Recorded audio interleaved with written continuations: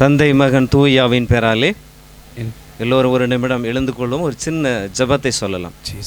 நல்ல ஆண்டவரே இயேசுவே, இந்த மதிய வேளையிலே உம கரத்தில் ஒப்பு கொடுக்கிறோம்.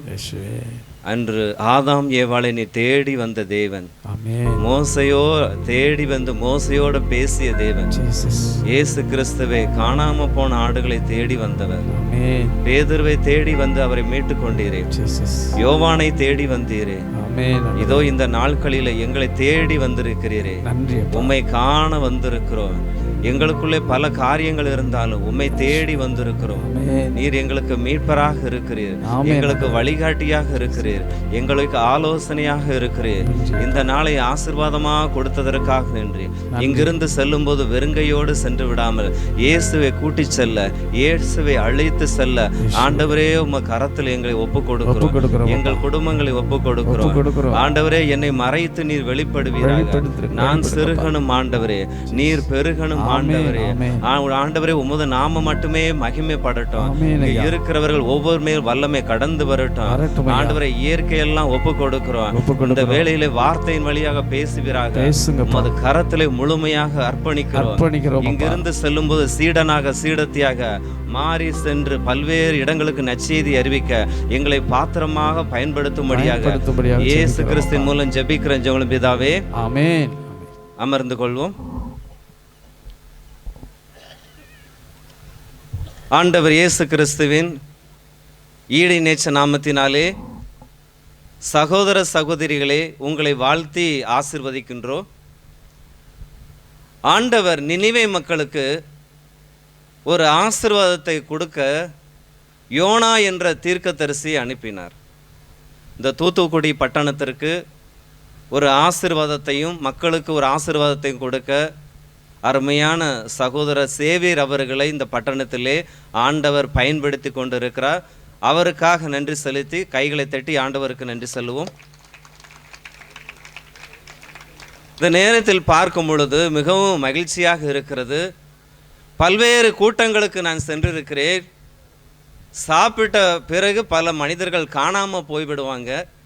ஆனால் இந்த ஊர் பட்டணத்தில் தான் சாப்பிட போனவங்க திரும்பி அப்படியே வந்திருக்கிறாங்கன்னா உண்மையிலே ஆண்டவர் உங்கள் இதயத்தை நீ கண்டிப்பாக தட்டுவார். கரங்களை தட்டி ஆண்டவருக்கு நன்றி சொல்லுவோம். எப்போதும் ஞாயிற்றுக்கிழமை ஆனாலே என்னுடைய ஊழியம் ஆரம்பித்து விடும். காலையில் நம்ம ஆட்கள் யாராவது சாப்பிடலைன்னா உணவு தயாராகிடுச்சு, அவங்க மட்டும் போய் சாப்பிட்டுட்டு வரும்படி அன்போடு கேட்டுக்கொள்கிறோம். சாப்பிடாதவங்க யாராவது இருந்தீங்கன்னா ஞாயிற்றுக்கிழமை ஆனால் என்னுடைய ஊழியம் ஆரம்பித்து விடும். கடந்த வாரம் 4 ஆலயத்துக்கு சென்று நற்செய்தி அறிவிக்க சென்றிருந்தேன். ஒவ்வொரு ஆலயத்திலும் 1 மணி நேரம் தான் செய்தி கொடுப்பேன். திரும்பவும் அடுத்த ஆலயத்துக்கு சென்று விடுவேன். காலையில் 11 மணிக்கு ஒரு ஆலயத்தை தேர்வு செய்து அங்கே போகலாம் என்று தீர்மானித்தோம். தகவல் அனுப்பப்பட்டது. ஆனால் அன்றைக்கு ஞாயிற்றுக்கிழமை பார்த்தீங்கன்னா அதே ஊரில் பக்கத்தில் கபடி போட்டி நடந்து கொண்டிருந்தது. நானும் ஆர்வமாக என்ன செஞ்சேன், அந்த ஆலயத்துக்கு போய் பார்க்குறேன். ஆலயம் பூட்டி கிடக்கிறது. ஒரு வயசான அம்மா சொல்கிறாங்க, பிரதர் எல்லாமே இந்த கபடி போட்டி பார்க்க போயிட்டாங்க, நீங்கள் நாளை கூட வந்திருக்கலாம்ல அப்படி சொன்னாங்க. அப்போ என் மனசு ரொம்ப உடைஞ்சு போயிட்டேன். எவ்வளோ தூரத்துலேருந்து மக்களை சந்திக்க வந்திருக்கிறோம், எல்லாம் கபடி போட்டி பார்க்க போயிட்டாங்களே. ஆண்டவருடைய இதயத்தை அவர் இதயத்தை தொட நினைக்கிறார், ஆனால் அவர்கள் விட்டு கொடுக்கல என்று மனம் உடைந்து அந்த ஆலயத்துக்கு முன்னாடியே ஒரு 1/2 மணி நேரம் அமர்ந்திருந்து அந்த வீட்டுக்கு முன்னாடி உள்ள மக்களெல்லாம் சந்தித்து வாங்க ஒரு 1/2 மணி நேரம் ஒரு செய்தி கொடுக்குறேன், கேட்டுவிட்டு நீங்கள் சென்று விடலாம் என்று சொன்ன போது, பிரதர் இப்போ தான் சோறு ஆக்கிக்கிட்டு இருக்கேன் பிரதர். ஒரு அம்மா சொல்கிறாங்க, இப்போ தான் சொந்தக்காரங்க வந்திருக்கிறாங்க பிரதர், நீங்கள் போயிட்டே இருங்க, நான் பின்னாடியே வந்துருந்தேன். ஆனால் எந்த பெண்களுமே வரல. ஆனால் ஒரு வயசான 3 நபர்கள் மட்டும் வந்து அவர்களுக்கு இறைவாக்கு உரைக்க ஆண்டவர் எனக்கு கிருபை பாராட்டினார். கரங்களை தட்டி ஆண்டவருக்கு நன்றி சொல்லுவோம். ஆனால் இந்த நாளில் வீட்டில் நல்ல ஒரு பொங்கல் சமைத்து கரும்பு உண்டு நல்ல திரைப்படங்களை பார்த்து மகிழ்ச்சியாக இருக்கலாம் என்று பல்வேறு மக்கள் நினைத்தாலும் நீங்கள் அதையெல்லாம் ஒதுக்கிவிட்டு ஆண்டவருடைய இறை வார்த்தையை கேட்டு நான் அவருக்கு சீடராக மாற வேண்டும் என்று நீங்கள் வந்திருக்கிறீர்கள். கண்டிப்பாக இந்த நாள் ஆண்டவர் உங்களோடு கண்டிப்பாக வீட்டுக்கு வருவார். மீண்டும் கரங்களை தட்டி ஆண்டவருக்கு நன்றி சொல்லுவோம். ஹல்லேலூயா, ஹல்லேலூயா. ஆம் பிரியமானவர்களே, என்னுடைய குடும்பம் ஒரு ஊழியக்கார குடும்பம்லாம் கிடையாது. வயதான என்னுடைய பெற்றோர்கள் கூலி வேலை பார்த்து தான் என்னை படிக்க வைத்தார்கள். பள்ளிக்கூடம் கல்லூரியிலே நான் பாளையங்கோட்டையில் ஒரு 6 வருஷம் சேவியர் கல்லூரியிலே படித்திருக்கிறேன். சென்னையில் உள்ள லயோலா கல்லூரியிலே ஒரு 4 ஆண்டுகள் படித்திருக்கிறேன். இப்படி பல்வேறு இடங்களுக்கு சென்று படித்திருந்தாலும் உலக மேட்டிமையை நாடி நான் பலவாறு ஓடி இருக்கிறேன். பேருக்காக ஓடி இருக்கிறேன், பெருமைக்காக ஓடி இருக்கிறேன். ஆனால் என் ஆண்டவரை தேட வேண்டும், ஆண்டவரை ஆராதிக்க வேண்டும் என்று எனக்கு ஒரு நாள் கூட என் மனசுல இடமே இல்லை. என்னுடைய எண்ணமெல்லாம் பேர் வாங்க வேண்டும், புகழ் வாங்க வேண்டும். அந்த அளவுக்கு ஆண்டவர் எனக்கு வாய்ப்பை கொடுத்திருந்தார். இந்த சூழ்நிலையெல்லாம் எங்க வீட்டில் திருமணம் ஏற்பாடு செய்தார்கள். எங்க வீட்டில் நினைத்ததெல்லாம் பார்த்தீங்கன்னா நல்ல வசதியான வீட்டில் போய் என்னுடைய மகனை தள்ளி விட்டுறணும், அவனுடைய வாழ்க்கை செழிப்பாக இருக்கும் என்று நினைத்து கொண்டிருந்தார்கள். ஆனால் என்னுடைய மனம் அதற்கு இடம் கொடுக்கவில்லை. நான் மறுத்து விட்டேன். கடைசியாக நம்மளுடைய கத்தோலிக்க திருவையிலே ஒரு ஊழியம் செய்கிற ஒரு இடத்துல ஒரு பெண் பார்க்க சென்றிருந்தோம். எனக்கு பிடித்து விட்டது. ஆனால் என்னுடைய பெற்றோர்களுக்கு பிடிக்கவில்லை. ஏன் பிடிக்கவில்லை என்றால் அவங்க ரொம்பவும் கஷ்டப்படுற குடும்பம், எளிமையான குடும்பம். அவர்கள்ட்ட தங்கம் இல்லை, வைரம் இல்லை. ஆனால் அந்த குடும்பத்தில் என்ன இருந்தார்னா அந்த குடும்பத்தில் இயேசு இருந்தார். ஹல்லேலூயா, ஹல்லேலூயா. என்னுடைய மனைவியை திருமணம் செய்தபோது குடும்பமே என்னை பார்த்து எதற்கு போய் இவங்களை போய் கொண்டு வந்துட்டியே, நீ நினைச்சிருந்தா எவ்வளோ நகை எவ்வளோ பணம் வாங்கியிருக்கலாம், போய் இவ்வளோ போய் கொண்டு வந்துட்டேன் என்று பல நாட்கள் என்னோட மனைவியோடு சண்டை போடுவாங்க. குடும்பத்தில் சமாதானம் இல்லை, குடும்பத்தில் பல பிரச்சனைகள் இருந்தது. என்னுடைய மனைவிக்கு நான் ஒருவன் மட்டும்தான் அவங்களுக்கு ஒரு ஆறுதலாக இருந்தேன், மற்ற யாருமே கிடையாது. அவங்க இரவெல்லாம் ஜெபிப்பாங்க. கடைசி ஒரு நாள் சொன்னாங்க, எல்லாருமே என்னை வெறுத்து விட்டாங்க, நீங்கள் மட்டும் என் அன்பு வச்சிருக்கீங்க, நீங்கள் இல்லாட்ட இந்த குடும்பத்தை விட்டு நான் போயிடுவேனோன்னு கண்ணீர் விடிச்சு அழுந்தாங்க. அதற்காக ஜெபிப்பாங்க, வேதம் வாசிப்பாங்க, ஆலயத்துக்கு போவாங்க. ஆனா என்னுடைய சுய புத்தியின் அறிவியில் நான் இதை சமாளித்து விடலாம் என்று நினைத்து கொண்டே, ஆனால் அவர்கள் சொல்வார்கள் என்னோடு அமர்ந்து ஜெபிங்க, என்னோட வேத வாசிங்கன்னு சொல்லுவாங்க. ஆனா என்னுடைய உள்ளம் அதெல்லாம் கேட்கவில்லை. நீ ஜெபம் பண்ணு, நான் போய்கிட்டே இருக்கேன், நான் இன்னும் அடுத்த காரியங்கள் இருக்கு என்று பல்வேறு இடங்களுக்கு சென்று ஆராய்ச்சி சம்பந்தமா நிறைய ஆய்வு கட்டுரைகளை எழுதி கொண்டிருந்தேன். இந்த சூழ்நிலையில் குடும்பம் மிகவும் ஒரு மோசமான சூழ்நிலை இருக்கிறது. ஒரு இக்கட்டான சூழ்நிலை இருக்கும்போது நான் நினைச்சேன் தற்கொலை செய்து கொள்ளாமோ, இவ்வளோ பிரச்சனைகள் எதற்கு. ஆனால் என்னுடைய மனைவி ஒரு 3 நாள் நடக்கக்கூடிய தியானத்துக்கு சென்று என்னை அழைத்தார்கள். வாங்க நம்ம எல்லாம் ஒரு தியானத்துக்கு போவோம், நீங்க உள்ளம் உடைக்கப்பட்டிருக்கீங்க, இயேசுவை பார்த்து நம்ம ஒரு வார்த்தை சொன்னால் போதும், அவர் நமக்கு மீது இறங்குவார் என்று எனக்காக பொருத்தனையோடு என்னை அழைச்சிட்டு போக நினைச்சாங்க. என்னுடைய உள்ளமோ நான் வர முடியாது, நீ என்ன போயிட்டு வாமா, எனக்கு வேலை இருக்குன்னு சொல்லி அவங்களை உதாசீனியப்படுத்த போத அவங்க மீண்டும் என்னை விடலை. கண்டிப்பா நீங்க வந்தாதான் நான் போவேன், வாங்க என்ன தென்காசிக்கு ஒரு 3 நாள் ஜெபத்திற்கு அழைத்து சென்றார்கள். முதல் நாள் அந்த ஜபத்திலே ஒரு வெறுப்போடு அமர்ந்திருந்தேன், ஒரு கோபத்தோடு அமர்ந்துறேன். உலக மக்கள் எவ்வளவு சந்தோஷமா இருக்காங்க, நான் மட்டும் ஏன் இப்படி அடங்கி போய் கிடக்கணும். அந்த சூழ்நிலை 2வது நாள் நல்ல ஒரு பாவ சங்கீதனம் என்னை செய்ய சொன்னார்கள். நான் ஆண்டவரிடம் நல்ல ஒரு பாவ அறிக்கை செய்தேன். குருவானவரை சந்தித்து மனங்கசந்து அழுது பாவ அறிக்கை செய்து.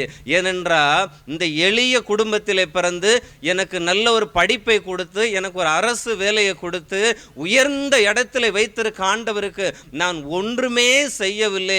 ஒரு மேட்டுமையோட பெருமையோட மாமனார் மாமியார் வீட்டு பக்கமே வரவிடாத ஒரு பாவியாக இருந்து அது அறிக்கை செய்து நற்கருணை ஆண்டவரை சந்தித்து விட்டு அன்று இரவு நான் தூங்கும் போது பார்த்தீங்கன்னா எலியா கூப்பிட்டவுடன் வானத்திலிருந்து ஒரு அக்கினி புறப்பட்டு வந்தது போல நான் பாவத்தை அறிக்கையிட்டு தூங்கு போகும்போது அந்த வானத்திலிருந்து ஒரு நெருப்பு வந்து என்னை நிரக்கி அந்த பாவங்கள் என்னை விட்டு வெளியேறி தூயாவி என்னை நிரப்பியது போல இங்கு இருக்கிற இன்றைக்கு எல்லாருமே தூயாவியை பெற்றுக்கொள்வீர்கள். கரங்களை தட்டி ஆண்டவருக்கு நன்றி சொல்வோம்.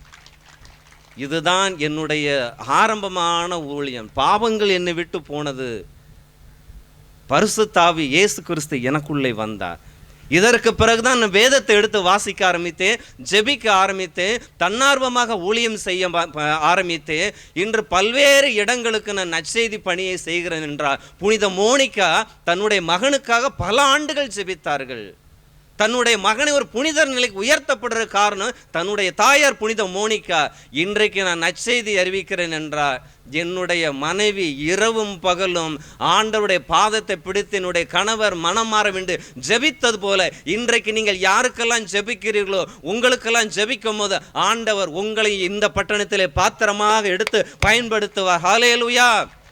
அதனால் என்னுடைய மனைவி தங்கத்தையும் கொண்டு வரல, வைரத்தையும் கொண்டு வரல, நிலத்தையும் கொண்டு வரல.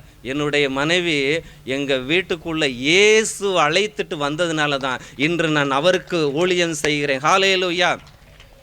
தங்கத்தை கேட்கல, வைரத்தை கேட்கல, உள்ளத்தை கேட்டாரையா. நல்லா கைதட்டி பாடுவோம். தங்கத்தை கேட்கல, வைரத்தை கேட்கல, உள்ளத்தை கேட்டாரையா. நம்ம பொண்ணு பார்க்க மாப்பிள்ளை பொண்ணா படிச்சிருக்கிறாரா? வசதியாக இருக்கா? ஒரே ஒரு பெண் இருக்கா? மொத்தமாக கிடைச்சிருமே. ஆனால் இன்றைக்கு நீ உங்கள் தீர்மானம் எடுங்கள். உங்கள் வீட்டுக்கு பெண் பார்க்குறீங்களா, உங்கள் வீட்டுக்கு மாப்பிள்ளை பார்க்குறீங்களா? அவங்க கூட படிப்பு இருக்கா, பணம் இருக்கா, சொத்து இருக்கா, அது ரெண்டாவது. ஆனால் அந்த பெண்ணிடம் அந்த ஆணிடம் இயேசு கிறிஸ்து இருந்தால் உங்கள் வீட்டுக்கு மீட்பு கிடைக்கும். கரங்களை மீட்டு தட்டி ஆண்டவருக்கு நன்றி சொல்லும். ஹல்லேலூயா. ஆம் பிரியமானவர்களே, வருடம் முழுவதும் நான் வேலைக்கு போக மிச்ச நேரமெல்லாம் என்ன செய்வேன்? ஆண்டவருக்காக பணி செய்துக்கிட்டு இருப்பேன். சனி ஞாயிறு ஆனாலே நான் வீட்டில் இருக்க மாட்டேன். ஆண்டவரை சந்திக்க, ஆண்டவருடைய ஊழியத்தை செய்ய பல்வேறு இடங்களுக்கு நான் சென்று கொண்டே இருப்பேன். கடந்த வருடம் மட்டும் நான் 60 ஆலயங்களிலே செய்து கொடுத்திருக்கிறேன் என்றால் இயேசு எனக்குள்ளே இருக்கிறார். மீண்டும் கரங்களை தட்டி ஆண்டவருக்கு நன்றி சொல்லுவோம். ஹல்லேலூயா. ஹல்லேலூயா. இயேசுவுக்கு நன்றி. மரியே வாழ்க. இந்த இடத்துல நாம் பார்க்கும் பொழுது ஒரு வசனத்தை எடுத்து வாசிப்போம். திருத்தூதர் பணிகள் திருவெளிப்பாடு நூலிலிருந்து அதிகாரம் 3 இறை வார்த்தை 20 எடுத்து வாசிப்போம். திருவெளிப்பாடு புத்தகம் 3ஆம் அதிகாரம் இறை வார்த்தை 20. நான் கதவு அருகில் நின்று தட்டி கொண்டிருக்கிறேன். யாராவது எனது குரலை கேட்டு கதவை திறந்தால் நான் உள்ளே சென்று அவர்களோடு உணவு அருந்துவேன், அவர்களும் என்னோடு உணவு அருந்துவார்கள். ஆம் பிரியமானவர்களே, இந்த வார்த்தையே பிரதர் சொல்லிட்டாங்க. இந்த தலைப்பில் தான் நீங்கள் செய்தி கொடுக்கணும். இதோ நான் கதவு அருகில் நின்று தட்டி கொண்டு இருக்கிறேன், இதை பற்றி நீங்கள் ஒரு செய்தி கொடுங்க என்று கேட்டார். நான் ஆண்டவரிடம் ஒரு வாரமாக உட்காந்து என்ன பேச, எப்படி பேச, இந்த ஒரு வசனத்தை வச்சு எப்படி இந்த மக்களுக்கு இறை வார்த்தை கொடுக்க என்று தியானித்தும் பொழுது கடவுள் பல்வேறு விதமான வார்த்தைகளை என்னிடம் கொடுத்தார். இந்த திருவெளிப்பாடு நூலில் பார்க்கிறோம், மொத்தம் 7 திருச்சபைகளை பற்றி அங்கே குறிப்பிடப்பட்டுள்ளது. அதில் திருவெளிப்பாடிலே 3ஆம் அதிகாரம், அதில் 3ஆம் அதிகாரத்தில் 14 முதல் 22 வரை பார்க்கும். அங்கே பார்க்கும்போது லவோதிக்கேயா அந்த திருச்சபை பற்றி ஆண்டவர் குறிப்பிடுகிறார். இந்த லவோதிக்கா திருச்சபை அங்கே பார்க்கும் பொழுது லவோதிக்கா என்றால் அரை மனசானவன். லவோதிக்கேயா என்றால் அரை மனசானவன். இக்காலத்துக்கு திருச்சபைக்கு ஒப்பானதாக இருக்கிறது. கிமு 250 அகஸ்திகஸ் என்ற ஒரு அரசன் தன்னுடைய மனைவி பேரிலேயே லவோதிக்கா என்ற ஒரு பட்டணத்தை கட்டினான். அவருடைய மனைவி பேர் என்ன? லவோதிக்கேயா. அதனால் அந்த பட்டணத்துக்கு பெயர் லவோதிக்கேயா திருச்சபை என்று பெயரிடப்பட்டுள்ளது. இங்கே பார்க்கும் பொழுது பட்டணம் பெரிய பட்டணமாக இருக்கிறது. அங்கே அதிக மக்கள் வாழ்ந்து கொண்டு இருக்கிறார்கள். அங்கே பார்க்கும்போது ஆவிக்குரிய காரியங்கள் எதுவுமே இல்லை, வேத வசனம் இல்லை, அங்கே யாரிடமும் உண்மையான அன்பு இல்லை, அங்கே சாட்சிய வாழ்வு அந்த திருச்சபையிலே இல்லாமல் இருக்கிறது. அவர்களுக்கு பாவத்தை குறித்து எந்த கவலையுமே இல்லை.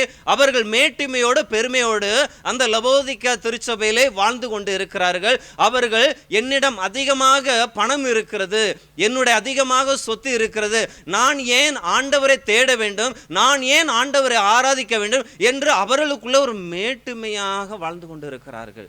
ஆம் பிரியமானவர்களே, இந்த செய்தியை சுருக்கமாக பார்க்கும்போது ஆண்டவர் தான் அன்பு செய்கிற மக்களை கடிந்து கொண்டு திருத்துகிறார். இரண்டாவது பார்க்கும்போது நீங்கள் மனம் மாறுங்கள் என்று கூறுகிறார். மூன்றாவது ஆண்டவர்களை தேடி வருகிறார். நான்காவது மனம் மாறுகிறவர்கள் ஆண்டவரை ஏற்றுக்கொள்வார்கள். அந்த ஏற்றுக்கொள்கிற மக்கள் அவர்கள் வாழ்க்கையில் வெற்றி அடைவார் என்று இந்த திருவெளிப்பாடு நூலில் 3:20 பார்க்கிறோம். ஹல்லேலூயா. கரங்களை மீண்டும் நன்றி சொல்லுவோம். ஹல்லேலூயா. ஆம் பிரியமானவர்களே, இந்த பட்டணத்தில் ஆத்துமா குறித்து யாருக்குமே கவலையே கிடையாது. எப்படினாலும் வாழலாம், ஏண்ட சொத்து இருக்குல்ல, ஏண்ட பணம் இருக்குல்ல, ஆத்துமா குறித்து ஒரு கவலை இல்லை. அவர்கள் அனலும் இல்லாமல் குளிரும் இல்லாமல் இருக்கிறாங்க. அவங்க பார்த்தீங்கன்னா வெதுவெதுப்பா இருக்கிறாங்க. எதை குறிச்சுமே கவலை கிடையாது. நான் ஏனென்றால் எங்கிட்ட எல்லாமே இருக்கு, ஆனால் நாங்கள் ஆண்டவரை ஏன் தேட வேண்டும்? இன்றைக்கு பார்க்கும் பொழுது எல்லா இடங்களிலும் மக்கள் மகிழ்ச்சியாக சுற்றி கொண்டு இருக்கிறார்கள். அவர்கள் நினைத்த காரியத்தை செய்து கொண்டு இருக்கிறார்கள். ஆனால் அதையெல்லாம் ஒதுக்கிவிட்டு நீங்கள் அமர்ந்திருக்கிறீர்கள் என்றால் ஆண்டவர் உங்களை அழைத்து வந்திருக்கிறார். உங்களிடம் சில காரியங்களை எதிர்பார்க்கிறார். உங்களோடு பேச ஆசைப்படுகிறார். உங்கள் கதவு அருகிலே நின்று கொண்டு இருக்கிறார். உங்களுக்குள்ளே வர ஆசைப்படுகிறார். நீங்கள் அவரை உள்ளே அனுமதிக்கும் போது அவர் உங்களுக்குள்ளே வாசம் செய்து உங்களை ஒரு புதிய படைப்பாக மாற்றி உங்களை என்ன செய்வார்? ஒரு கருவியாக பயன்படுத்தக்கூடிய தேவனாக இருக்கிறார். ஹல்லேலூயா, ஹல்லேலூயா. 1 கொரிந்தியர் 1:26 வாசிப்போம். 1 கொரிந்தியர் 1:26 எடுத்து வாசிப்போம். 1 கொரிந்தியர் 1:26. சகோதர சகோதரிகளே, நீங்கள் அழைக்கப்பட்ட நிலையை எண்ணி பாருங்கள். மனித கணிப்பின்படி உங்கள் ஞானிகள் எத்தனை பேர், வலியோர் எத்தனை பேர், உயர்குடி மக்கள் எத்தனை பேர்? இதில் பார்க்கும் பொழுது ஆண்டவர் எப்பேற்பட்ட ஒரு சூழ்நிலையை அழைக்கிறார். அவர்கள் பார்க்கும் பொழுது அந்த பட்டணத்திலே பெருமையோடு மக்கள் வாழுகிறார். ஆனால் ஆண்டவர் இயேசு கிறிஸ்து ஒரு சாதாரண மனிதனை உயர்த்தக்கூடிய தேவனாக இருக்கிறார். இங்கே பார்க்கும் பொழுது ஞானிகளை வெட்கப்படுத்த பைத்தியக்காரங்களை தெரிந்து கொண்டார்.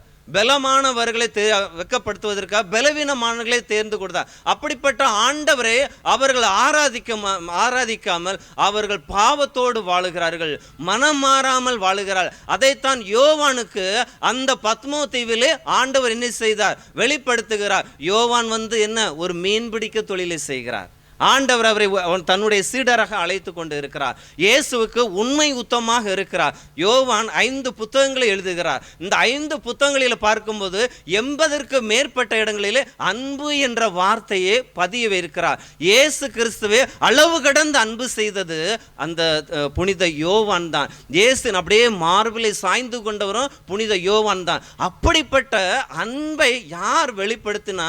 புனித யோவான் இருந்தார். இயேசு கிறிஸ்து சிலுவையில் தொங்கும் போது அந்த சிலுவை அடியில் இருந்ததும் புனித யோவான் தான். இயேசு கிறிஸ்து அன்னை மரியாளை யாரிடம் ஒப்படைக்கிறார்? புனித யோவான்கிட்ட ஒப்படைக்கிறார். இயேசு கிறிஸ்து இருந்த 11 சீடர்களும் கொலை செய்யப்பட்டு அவர்கள் இரத்த சாட்சியாக மரிக்கிறார்கள்.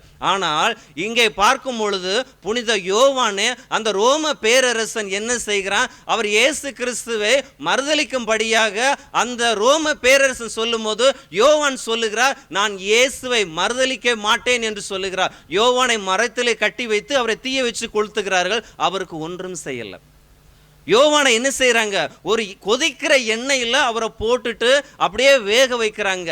அப்பயும் அவருக்கு ஒன்றும் செய்யல. அவர் நினைக்கிறாரு, இவருக்கு என்ன செய்தாலும் இவர் இறக்க மாட்டேங்கிற, உணவுல விஷத்தை வச்சு கூட அவரை இறந்து விடுவார் நினைக்கிறேன். அப்பயும் யோவானுக்கு ஒண்ணுமே செய்யல. உடனே என்ன செய்யறாங்க? அவரை பத்மோ தீவுக்கு நாடு கடத்துகிறார்கள். அங்கே வயதான காலத்திலே என்ன செய்யற? மிகவும் கல் உடைக்கிற வேலையை செய்து கொண்டிருக்கிறார். அப்போது ஆண்டவர் சொல்ல சொல்ல அந்த புனித யோவான் இந்த வார்த்தைகள் எல்லாம் 7 திருச்சபைகளுக்கு சொல்லுகிற வார்த்தை எல்லாம் ஆண்டவர் சொல்ல சொல்ல புனித யோவான் எழுதி வைத்தது போல இன்றைக்கு ஆண்டவர் உங்களை ஏன் இங்கே அழைத்து வந்திருக்கிறார் என்றால் ஆண்டவர் உங்களை அதிகமாக அன்பு செய்கிறார். ஆண்டவர் உங்களை விட்டு கொடுக்க மனதில்லை. எத்தனையோ போராட்டங்கள், எத்தனையோ காரியங்கள் இருந்தாலும் இன்றைக்கு இந்த இடத்திலே நீங்கள் உங்களை ஆண்டவர் அழைத்து வந்திருக்கிறார். உங்கள் மீது ஆண்டவர் ஒரு அளவு கடந்த அன்பு வைத்திருக்கிறார், அளவு கடந்த ஒரு பாசத்தை வைத்திருக்கிறார். உங்கள் மூலமாக ஆண்டவர் ஏதோ பேச ஆரம்பிக்கிறார். உடைக்கப்பட்ட உள்ளங்களை தேய்ச்ச வந்திருக்கிறார். அவர் எதற்கு அழைத்து வந்திருக்கிறார் என்றால் இவர்கள் மனம் மாறுவதற்காக அழைத்து வந்திருக்கிறார். ஹல்லேலூயா, ஹல்லேலூயா. இயேசுவுக்கு நன்றி. மரியே வாழ்க, மரியே வாழ்க. இயேசுவுக்கு நன்றி. ஆம் பிரியமானவர்களே, இங்கே பார்க்கும் பொழுது அளவு கடந்து அந்த ஒரு மனமாற்றத்தை என்ன செய்கிறார்? ஆண்டவர் எதிர்பார்த்து கொண்டே இருக்கிறார். சில இடங்களில் பார்த்தீங்கன்னா இந்த மனமாற்ற செய்தி யாருக்குமே பிடிக்காது. மனமாற்ற செய்தியை கண்டாலே சிலவருக்கு வெறுப்பாக இருக்கும். சில மக்களுக்கு என்ன, ஆசீர்வாத செய்தியை தான் கொடுத்தா அவங்களுக்கு சந்தோஷமா இருக்கும். இந்த மனமாற்ற செய்தியை கொடுக்கறவங்களே பிடிக்காது. திருச்சபையில கூட பார்க்கிறோம், ஒரே பார்த்தா பாவம் பாவம் என்று சொல்லிக்கிட்டு இருக்கேன். இங்கே லவோதிக்கா திருச்சபையிலே மக்கள் மேட்டுமையோட வாழ்ந்தாலும் ஆண்டவர்களை தேடி வந்து தொட நினைக்கிறார். ஆனால் அவர்கள் பெருமையும் மேட்டுமை இருப்பதனால் ஆண்டவர் அவர்கள் கதவு அருகிலே நின்று அவர்களுடைய இதயத்தை தட்டி கொண்டே இருக்கிறார். ஆண்டவர்களுடைய பார்வையிலே நீங்க வெளியேற பெற்றவர்கள், இந்த எத்தனையோ வீடுகளில் இருந்து வந்திருந்தாலும் உங்கள் மீது ஆண்டவர் கருணை கொண்டு இன்றைக்கு ஆண்டவர் உங்கள் இதயத்தை அருகில் நின்று கொண்டு இருக்கிறார். எதற்காக நின்று கொண்டு இருக்கிறீர்கள் என்றால், நீங்கள் ஆண்டவரை தேடி வந்திருக்கீங்க. ஆண்டவர் உங்கள் அருகில் நின்று கொண்டு இருக்கிறார். கரங்களை மீண்டும் தட்டி சொல்லுங்கள் ஹல்லேலூயா. எல்லாரும் பக்கத்துல பார்த்து சொல்லுங்க, இயேசு. பக்கத்துல சொல்லுங்க, இயேசு உங்கள் இதயத்தின் அருகில் நிற்கிறார். இன்றைக்கு உள்ளே வருவா, அந்த மீட்பு அனுபவத்தை பார்ப்பீங்க. பிரியமானவர்களே, பல்வேறு இடங்களிலே பார்த்தீங்கன்னா இந்த ஆசீர்வாதம் செய்துக்கு தான் மக்கள் கூட்டம் கூட்டமாய் வருவாங்க. ஆனால் நான் இயேசுவை நெருங்க வேண்டுமென்றால், நான் இயேசுவை பார்க்க வேண்டுமென்றால், முதலாவது அவருக்கு எனக்கும் இடைவெளி இருக்கக்கூடாது, அவருக்கு எனக்கும் தூரம் இருக்கக்கூடாது. யார் இயேசுவோட நெருங்கி இருப்பாங்கன்னா, இயேசுவை யாரெல்லாம் அன்பு செய்கிறாங்களோ அவங்க தான் இயேசுவோட நெருங்கி இருப்பாங்க.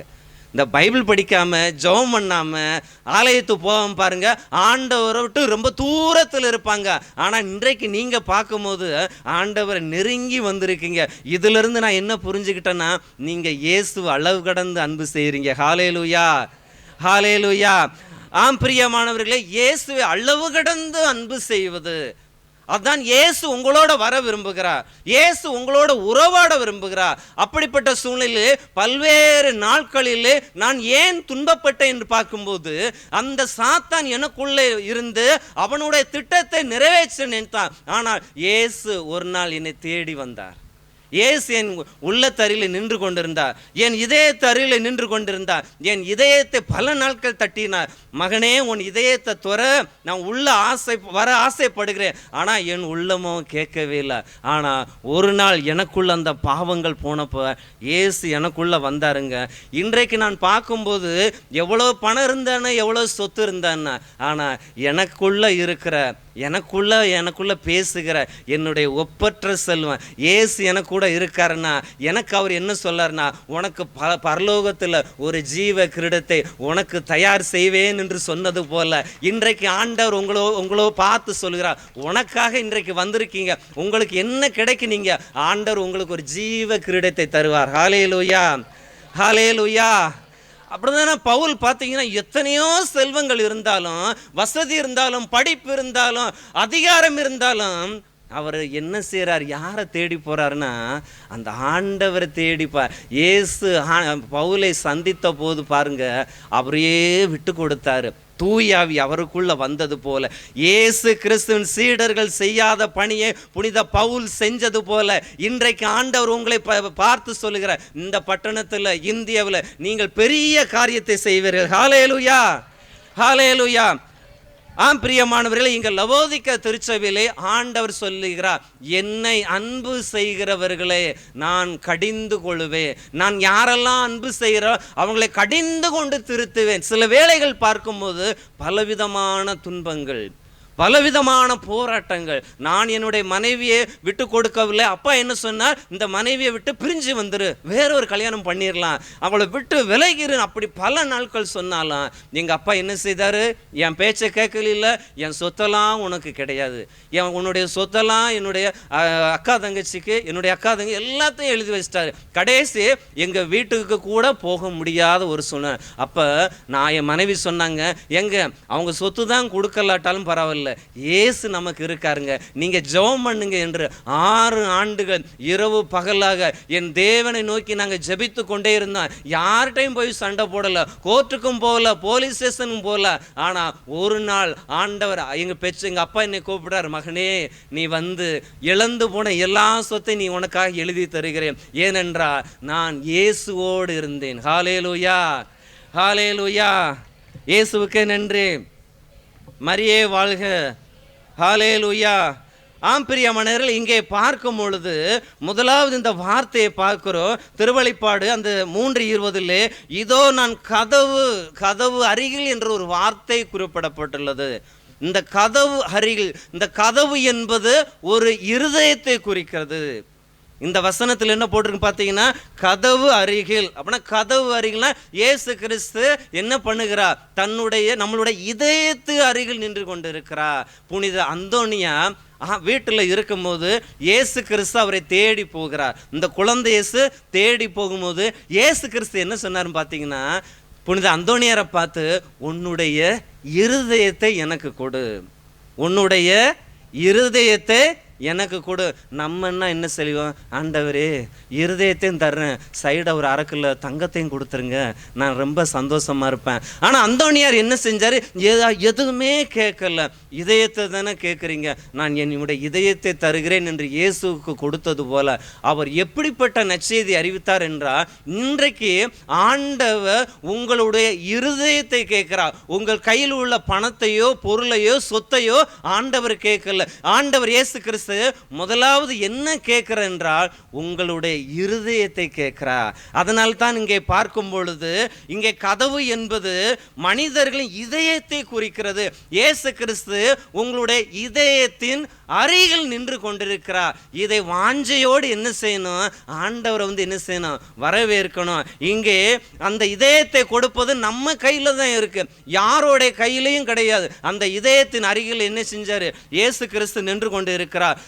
யோவான் 10:7 வாசிக்கிறோம், உறுதியாக உங்களுக்கு சொல்றேன், ஆடுகளுக்கு வாயில்னா எல்லாவற்றிற்கும் ஆண்டவர் இயேசு கிறிஸ்து ஒரு முக்கியமான இடமா இருக்கிறார். அவர் தான் நுழைவாயிலாக இருக்கிறார். இன்று நமது இதயத்தின் அருகில் நின்று கொண்டு இருக்கிறார். எப்பேற்பட்ட ஒருவேளை நீங்கள் பாவத்தினால் இருக்கும் போது ஆண்டவர் என்ன செய்வார்? வருத்தப்படுவார். என் மகன் இப்படி செய்கிறாயே, உன்னை நான் எதற்காக படைத்தே, நீ இப்படி செய்து கொண்டு இருக்கிறாயே என்று கூட நினைக்கலாம். ஆனால் பார்க்கும் பொழுது ஒரு கட்டத்தில் ஆண்டவர் கூட பேசுப்பா, மகனே மகளே நீ திருந்து, நான் சொல்வதை கேளு.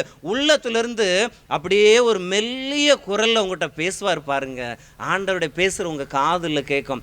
ஒருவேளை பல நாட்கள் ஆண்டவர் உங்களோட பேசி, ஆனால் நீங்க கேட்கலன்னா என்ன செய்வார்னா, இயேசு கிறிஸ்து அப்படியே அங்கிருந்து போயிடுவார்.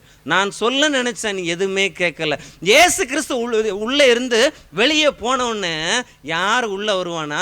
நம்ம ஆளு சாத்தான் உள்ள உட்கார்ந்துட்டு பல பாவ பழக்கங்கள், போதைகள், இந்த மாதிரியெல்லாம் பல இச்சைகளை உள்ள கொண்டு உட்கார்ந்துட்டு உங்களை அவன் கட்டுப்பாட்டில் நடத்துவான். அதனால் இங்க ஆண்டவர் பார்த்தீங்கன்னா அந்த நினிவே மக்களுக்கு ஒரு எச்சரிக்கை விடுக்கிறார். இந்த 40 நாள்ல இந்த பட்டணம் அழிஞ்சு போயிருன்னு சொல்றாரு. உடனே அந்த மக்கள்லாம் என்ன செய்யறாங்க? 3ஆம் அதிகாரத்தில் பார்க்கிறோம். அந்த மக்கள் என்ன சொல்றாங்க? சாக்குடை அணிந்து கொண்டு தன்னுடைய குடியாமல் உண்ணாமல் அந்த தெருவில் என்ன சொல்றாங்களே, எங்கள் தீமைகளை விட்டு விடுகிறோம், எங்கள் அக்கிரமங்களை விட்டு விடுகிறோம். அப்படி தன்னுடைய உள்ள அந்த குறைகளை அவர்கள் வெளியேற்றினார்கள். ஆண்டவர் என்ன வாக்கு கொடுத்தார்? இந்த பரலோகத்தில் இந்த செய்தி வந்தது, 40 நாட்கள் இந்த பட்டணம் அழிக்கப்படும் என்று. ஆனால் மீண்டும் ஒரு செய்தி வருகிறது பரலோகத்திலிருந்து, நான் அழிப்பேன் என்று சொன்ன அந்த பட்டணத்தை மீண்டும் ஆசீர்வதிப்பேன் சொன்னது போல நீங்கள் இழந்து போன காரியத்தை இன்றைக்கு ஆண்டவர் சொல்லுகிறார். அந்த காரியத்தை மீண்டும் உங்களுக்கு கொடுத்து உங்களை ஆசீர்வதிப்பே. ஹல்லேலூயா. அதனால ஆண்டவருக்கு பிடிச்ச காரியம் என்னன்னா, அவரோடு இணைந்திருக்க நம்மிடம் உள்ள அந்த குறைகளை முதல்ல வெளியேற்றணும். அதற்கு முதல் படியாக தான் நாம் கதவு என்ற இதயத்தின் அருகிலே ஆண்டவர் நின்று கொண்டே இருக்கிறார். நிறைய அந்த ஆவிக்குள்ள இருக்கிறவங்களுக்கு தெரியும் இயேசு எப்படி இருக்கிறார், நம்மோடு வந்திருக்கிறார், நம்மோடு பேசுவார். நான் பார்த்தீங்கன்னா ஒரு செய்தி எடுக்கணும்னா ஒரு நோட்டை வச்சுக்கிடுவேன், ஒரு பேப்பரை வச்சுக்கிடுவேன். அதை தியானிக்கும் போது ஆண்டவர் சொல்லுவார், இந்த அதிகாரத்தில் எடு, இந்த வசனத்தை. அதுக்கடுத்து ஒரு காரியத்தை செய்யணும்னா என்ன செய்வேன்? இதை எப்படி செய்யணும் ஆண்டவர்கிட்ட கேட்பேன். ஆண்டவர் இந்த காரியத்தை இப்படி செய்ய, அந்த மனிதர்களை செஞ்சு அதை இப்படி வழிநடத்து. ஒவ்வொரு காரியம் ஆண்டவரோடு இன்னும் பேசும்போது அதை குறிப்பெடுத்து கொண்டு அதை நான் செயல்படுத்தும் போது கண்டிப்பாக அந்த காரியத்திலே ஆண்டவர் என்ன செய்தார்? ஒரு வெற்றியை கொடுத்தது போல உங்களுக்குள்ளே இன்று கதவு அருகே நின்று கொண்டு இருக்கிற, இதயத்தின் அருகிலே நின்று கொண்டு இருக்கிற அந்த ஆண்டவர் வார்த்தையை நீங்கள் கேட்டு நீங்கள் உங்கள் இதயத்தை திறக்கும் போது கண்டிப்பாக சொந்த பந்தம் கூட பேசாம போலாம், ஆனா இயேசு உங்க கூட நீ பேசுவார். ஹல்லேலூயா. நம்ம என்ன நினைக்கிறோம், எங்க பக்கத்து வீட்டுக்காரங்க பேசல, சொந்தக்காரங்க பேசல, நான் எப்படி செஞ்சேன் அவங்களுக்கு. ஆனா யாராச்சும் உங்க கூட இயேசு பேசலன்னு வருத்தப்பட்டிருக்கீங்களா? நான் இயேசு கூப்பிட்டாதானே அவர் வருவார், நான் கூப்பிடவே மாட்டேனே. ஆனால் புனித பவுல் பல்வேறு முறை இயேசுவை சந்தித்திருக்கிறார். இன்றைக்கு நான் மனிதர்களுடன் பேச மாட்டேன்னு கவலைப்படுறோம். ஆனால் இயேசு கிறிஸ்து உங்கள்கிட்ட பேசலன்னு நீங்கள் கவலையே பட மாட்டோம். ஏனோக்கு ஆண்டவரோட 300 ஆண்டுகள் நடந்தான். நம்ம ஒரு நாளைக்கு 1 மணி நேரம் கூட உட்கார்றதுக்கு அப்போ தான் செல்ஃபோன் அடிக்கு, அப்போ தான் சொந்தக்காரங்க வர்றாங்க, அப்போ தான் சமையலில் பண்ண வேண்டி இருக்குது. ஆண்டவர் குடிக்க நேரத்தை நம்ம கொடுக்க மாட்டோம். ஆனால் இயேசுவுக்கு நீங்கள் நேரத்தை கொடுத்து பாருங்கள், அவர் உங்கள் குடும்பத்தில் உலாவி கொண்டு இருப்பார். கரங்களை மீண்டும் தட்டி ஆண்டவருக்கு நன்றி சொல்லுவோம். ஹல்லேலூயா. சிலவங்களுக்கு வார்த்தையே வர மாட்டேங்குது. நம்ம சொல்கிற சத்தம் பரலோகத்துக்கு கேட்கணும். சொல்லுங்க ஹல்லேலூயா. ஒரு சிலவங்க கையை யாருக்கோ தட்டுற மாதிரி தட்டுறாங்க. ஆனால் ரேஷன் கடையில் ரொம்ப நேரம் காத்திருப்பாங்க. அவங்களுக்கு எங்கேருந்து அந்த பலன் கிடைக்கும் தெரியாது. ஆனால் கை தட்டு அவங்களுக்கும் கேட்காது, பக்கத்தில். இப்போ கைகளை தட்டி ஆண்டவருக்கு நன்றி சொல்லுவோம். இப்போ இந்த சத்தம் பரலோகத்துக்கு கேட்குது. ஹல்லேலூயா, ஹல்லேலூயா. இங்கே அந்த இருதயத்தின் அருகிலே ஆண்டவர் நின்று கொண்டு இருக்கிறார். எப்போது உன்னுடைய இருதயத்தை திறப்பாய்? இந்த வசனத்தை திருவெளிப்பாடு 3:20 ஒரு ஓவியர் அந்த படத்தை வரைகிறார். ரொம்ப அழகா அந்த வசனத்தை படமா வரைஞ்சு காட்டுறாரு. உடனே அவர் கூப்பிட்டு எல்லாத்தையும் காட்டுறாரு. இந்த படம் எப்படி இருக்கு, இந்த ஓவியம் எப்படி இருக்கு, திருவெளிப்பாடு 3 அப்படியே வரைஞ்சு வச்சிருக்கிறேன். அந்த ஓவியத்தில் எப்படி இருக்கு, இதயத்தின் வெளியே கதவு இருக்கு. ஆனா எல்லாரும் சொன்னாங்களாம், இதயத்தின் வெளியில கதவு இல்லை, இதயத்தின் உள்ளதான் கதவு இருக்கு. நீங்கள் இதயத்தின் உள்ளே இருந்து கதவை திறந்தால்தான் இயேசு உள்ள போவார். இயேசு ஒரு நாளும் உங்கள் இதயத்துக்கு வெளியில் உள்ள கதவை திறக்க மாட்டாரு. நீங்கள் இதயத்துக்குள்ளே இருந்து கதவை திறந்து பாருங்கள். இயேசு வெளியே நின்று உங்கள் இதயத்துக்குள்ள வர துடிப்பார். இன்றைக்கு நீங்கள் உங்கள் இதயத்தின் அருகில் இயேசு நிற்கிறார். நீங்கள் இப்போ திறக்கும் போது இயேசு கிறிஸ்து உள்ளே உறவாட வருகிறார். கரங்களை மீண்டும் தட்டி ஆண்டவருக்கு நன்றி சொல்லுங்க. ஒருவேளை உங்களுக்குள்ள உலக காரியங்கள் இருந்தால் என்ன செய்வீங்க? நான் இன்னொரு நாளைக்கு திறந்துக்கிறேன் கடவுளே, நான் அடுத்த வருஷம் திறந்துக்கிறேன், இப்போ வேண்டாம், இப்போ எனக்கு கொஞ்சம் குடிக்க வேண்டியிருக்கு, போதை மாத்திரைகள் போட வேண்டியிருக்கு, நான் பெற வர்றேன். ஒரு வீட்டுக்கு நாங்கள் ஜெபம் பண்ணும் போது பார்த்தீங்கன்னா, பிரதர் தண்ணி வருது பெற வாங்க. ஏதோ நாங்கள் காசு கேட்டு போகிற மாதிரி என்ன சொல்கிறாங்க, பெற ஜெபிக்க வாங்க, இப்போ வேண்டாம் ஏன்னா தண்ணி வந்துக்கிட்டு இருக்கு. நான் சொன்னேன், பாறையிலிருந்தே தண்ணியை உண்டாக்குகிற தேவன் நீங்கள் ஜெபிச்சிங்கன்னா அப்படி ஒரு அதிசயத்தை உங்கள் வீட்டில் செல்வார். அப்படிப்பட்ட ஜீவ தண்ணீரே வேண்டான்னு சொல்கிறீங்களே, இருந்தாலும் தண்ணி பிடிச்சிக்கிறேன் பிரதர். ஹல்லேலூயா, ஹல்லேலூயா. சில வீடுகளுக்கு போனால் எல்லாரும் கூடி ஜெபம் பண்ணலான்னு சொல்லுவோம். ஆனால் இந்த சின்ன பிள்ளைங்க பிரதர் வந்துட்டார் வீட்டை விட்டு ஓடுங்க எல்லா பிள்ளைகளும் ஓடிருங்க. ஆனால் இந்த இடத்துல பார்த்தீங்கன்னா சின்ன பிள்ளைகள் கூட அன்பாக இருக்குது. ஹல்லேலூயா, ஹல்லேலூயா. இந்த இடத்துல பார்க்கிறோம் 1 சாமுவேல் 16 மனிதன் முகத்தை பார்க்கிறான், ஆண்டவர் இருதயத்தை தான் பார்க்கிறார். ஆண்டவர் பரவாயில்லையே 5 பவுன் செயின் போட்டிருக்காங்களே இவங்ககிட்ட தான் போகணும், ஒருவேளை தோடு அழகா இருக்கு இவங்ககிட்ட தான் போகணும், ஒருவேளை செல்போன் பெருசா இருக்குல்ல இவங்ககிட்ட தான். அப்படி கிடையாது. உங்களிடம் மனிதர்கள் முகத்தை பார்த்து தான் பழகுவாங்க. பக்கத்தில் சொல்லுங்க, மனிதர்கள் முகத்தை பார்த்து தான் பழகுவாங்க. ஏமாந்துடாதீங்க. ஆனால் ஆண்டவர் என்ன செய்வார்? உங்கள் இருதயத்தை பார்ப்பார். ஆண்டவர் உங்கள் இருதயத்தை, அதான் சொல்கிறாரு, ஆண்டவரை இருதயத்தை பார்க்கிறார். 1 சாமுவேல் 13:14 ஆண்டவர் என்ன சொல்கிறார்? என்னுடைய இருதயத்துக்கு ஏற்றவன் தாவீது தான். எப்படி சொல்கிறாரு பாருங்க, என்னுடைய இருதயத்துக்கு ஏற்றவன் தாவீது. எல்லாரும் சொல்லுங்க, என்னுடைய இருதயத்துக்கு ஏற்றவன். ஆண்டவர் சொல்வது தாவீதை. இன்றைக்கு ஆண்டவர் உங்களை பார்த்து சொல்லுகிறார். உங்கள் பேரை எல்லாம் சொல்லுங்க. உங்களை பார்த்து என்ன சொல்றாருன்னா, என்னுடைய இருதயத்துக்கு ஏற்ற உங்க பெயரை சொல்லுகிறார். மீண்டும் கரங்களை தட்டி ஆண்டவருக்கு இன்னைக்கு மனிதர்கிட்ட பேர் வாங்குறதுக்கு சிம்மல் ஓடிக்கிட்டே இருக்காங்க. அவங்க என்ன புகழ மாட்டாங்களா? அவங்க என்ன பெருமையாக பேச மாட்டாங்களா? ஆனால் ஆண்டவர் தான் உங்களை குறித்து சாட்சி சொல்லணும். ஆண்டவர் தான் உங்களை குறித்து பெருமையாக பேசணும். அதான் தாவீது சொல்கிறேன், என் இருதயத்துக்கு ஏற்ற மனிதன். இன்றைக்கு நான் உலகத்தில் தமிழ்நாடு கவர்மெண்ட் எனக்கு இள விஞ்ஞானி பட்டத்தை கொடுத்துருக்கு. இந்திய அரசு எனக்கு இள விஞ்ஞானி பட்டத்தை கொடுத்துருக்கு. எனக்கு எல்லா பட்டத்தை விட இந்த ஆண்டவருடைய வார்த்தை தான் எனக்கு ஆவியின் பட்டயம். இந்த ஆவியின் பட்டயம் தான் என்னை வழிநடத்தி கொண்டிருக்கிறது. என்னுடைய கிரீடம் என்றால் இந்த வார்த்தை தான். ஹல்லேலூயா, ஹல்லேலூயா. இயேசுவே ஆண்டவர், இயேசுவே ஆண்டவர். ஹல்லேலூயா. சாத்தான் வீட்டில் எல்லா பகுதிகளிலும் நுழைய முயற்சிப்பான், எல்லா வழியிலையும் முயற்சிப்பான், எந்த வழி கிடைச்சாலும். ஆனால் இயேசு அந்த இதயத்துக்குள்ளே மட்டும்தான் நுழைய நினைப்பார். அந்த வாசல் படி வழியை தான் இயேசு உள்ளே வர நினைப்பார்.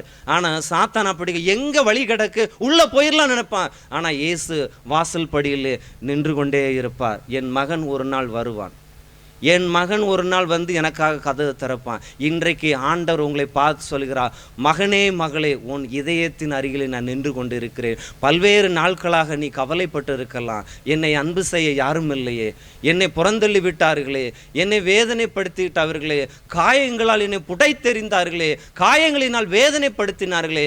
ஆனால் இன்றைக்கு ஆண்டவர் உங்களை பார்த்து சொல்கிறார், மகனே மகளே, நான் உன்னை அன்பு செய்கிறேன். ஹல்லேலூயா. இந்த உலகத்தில் ஆண்டவருடைய அன்பு தான் மாறாத அன்பு, ஆண்டவருடைய அன்பு தான் குறைவில்லாத அன்பாக இருக்கிறது. நிறைய பேர் என்ன பண்ணுறாங்க, அந்த இருதயத்தை அருகில், கதவு அருகில் அந்த ஆண்டவரை கண்டுகொள்ளாமல் என்ன செய்கிறாங்க, அப்படியே போயிடறாங்க. இன்னைக்கு பார்க்குறோம், எத்தனையோ வீடுகளில் ஜெபம் இல்லை, எத்தனையோ வீடுகளில் வேத வாசிப்பு இல்லை. ஆண்டவர் என்ன செய்வார்னா போயிடுவார். இந்த வீட்டுக்கு வேணால் நாளை பார்த்துக்கலாம். இன்றைக்கு ஆண்டவர் என்ன செய்தார், உங்களுக்கு ஒரு அழைப்பை கொடுக்கிறார். ஹல்லேலூயா, ஹல்லேலூயா.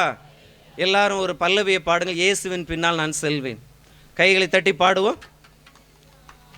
இயேசுவின் பின்னால் நான் செல்வேன், திரும்பி பார்க்க மாட்டேன், திரும்பி பார்க்க மாட்டேன். இயேசுவின் பின்னால் நான் செல்வேன், திரும்பி பார்க்க மாட்டேன், திரும்பி பார்க்க மாட்டேன். சிலுவையே முன்னா, உலகமே பின்னா, சிலுவையே முன்னா, உலகமே பின்னா. இயேசு சிந்திய இரத்தத்தினாலே என்றும் விடுதலையே, இயேசு சிந்திய இரத்தத்தினாலே என்றும் விடுதலையே. இயேசுவின் பின்னால் நான் செல்வேன், திரும்பி பார்க்க மாட்டேன், திரும்பி பார்க்க மாட்டேன். ஹல்லேலூயா, ஹல்லேலூயா. எல்லாரும் சொல்லுங்க, இயேசுவே என்னுடைய இதயத்தின் அருகில் வந்ததற்காக நன்றி செலுத்துகிறேன். எல்லாரும் கண்களை மூடி அப்படியே இயேசு உங்கள் இதயத்தின் அருகில் வந்ததாக கொஞ்சம் நினச்சி பாருங்கள். எத்தனையோ நாட்களாக நான் யாரையோ எதிர்பார்த்தேன், சொந்தக்காரங்களை எதிர்பார்த்தேன், கூட பிறந்தவங்களை எதிர்பார்த்தேன். எனக்கு அதில் கூட மகிழ்ச்சி இல்லை ஆண்டவரே. இன்றைக்கு என்னுடைய கதவு என்ற ஒரு இதயத்தின் அருகில் நிற்கிறீங்கள, என்னுடைய இதயத்தை தொட ஆரம்பிச்சிட்டிங்களா ஆண்டவரே. எப்படிப்பட்ட ஒரு இரக்கத்தை என் மேலே வச்சுருக்கீங்க. நான் எங்கேயோ போகிறவனை கூட இன்றைக்கி இங்கே அழைச்சி வந்தீங்கல்ல. இந்த நற்செய்தி கூட்டம் வழியாக கூட நான் என்னுடைய இருதயத்தை உமக்காக கொடுக்க விரும்பி இருக்கிறேனே. என் இருதயத்தின் அருகில் வந்ததற்காக நன்றி இயேசுவே, நன்றி இயேசுவே, உமக்காக நன்றி. என் இருதயத்தை முழுவதும் உம்மிடம் ஒப்படைக்கிறேன். அந்த இருதயத்தில் உமக்கு மட்டும்தான் இடம், வேற யாருக்குமே இல்லை ஆண்டவரே.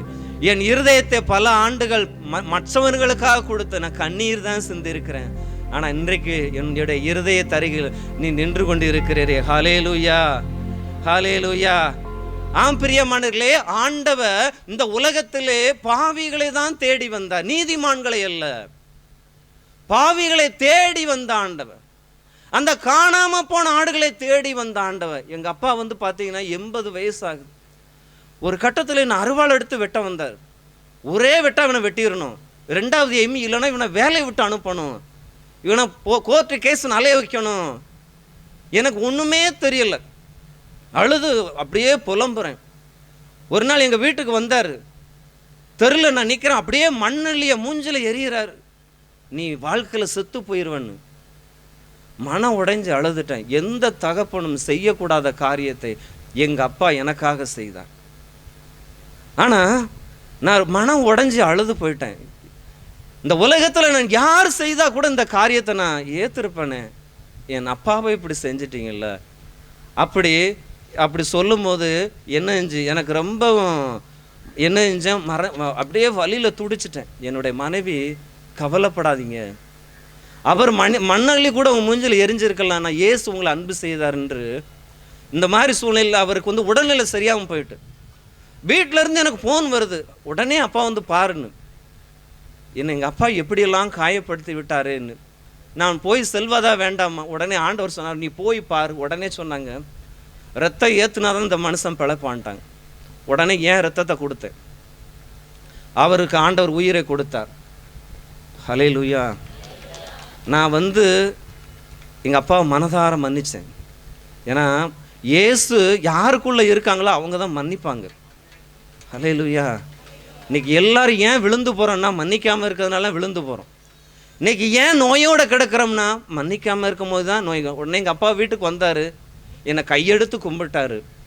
எனக்கு உனக்கு எவ்வளோ துரோகம் பண்ணண்டா, என்னை சாகட்டும் விட்டுருந்தியா அப்படின்னு கேட்டார்.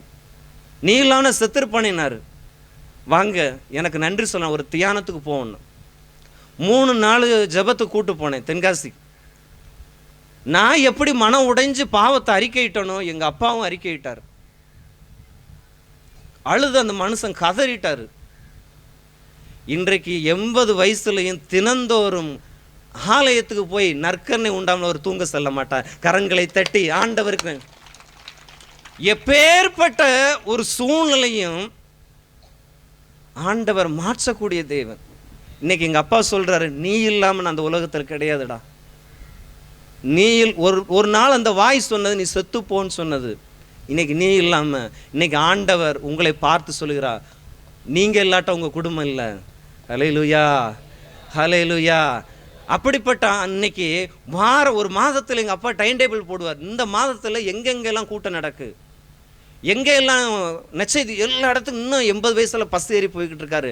ஏனென்றால் அவருடைய இருதயத்தை அருகிலே நின்ற இயேசு, என்னுடைய தகப்பனார் உள்ளே சென்று அவரை மறுரூபமாக்கியது போல, ஒரு புதிய படைப்பாய் மாற்றியது போல, இன்றைக்கும் ஆண்டவர் உங்களை ஒரு புதிய படைப்பாக மாற்றி கொண்டு இருக்கிறார். ஹல்லேலூயா, ஹல்லேலூயா.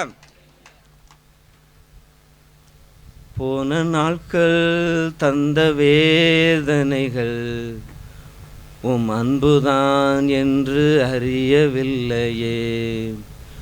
போன நாட்கள் தந்த வேதனைகள் உன் அன்புதான் என்று அறியவில்லையே.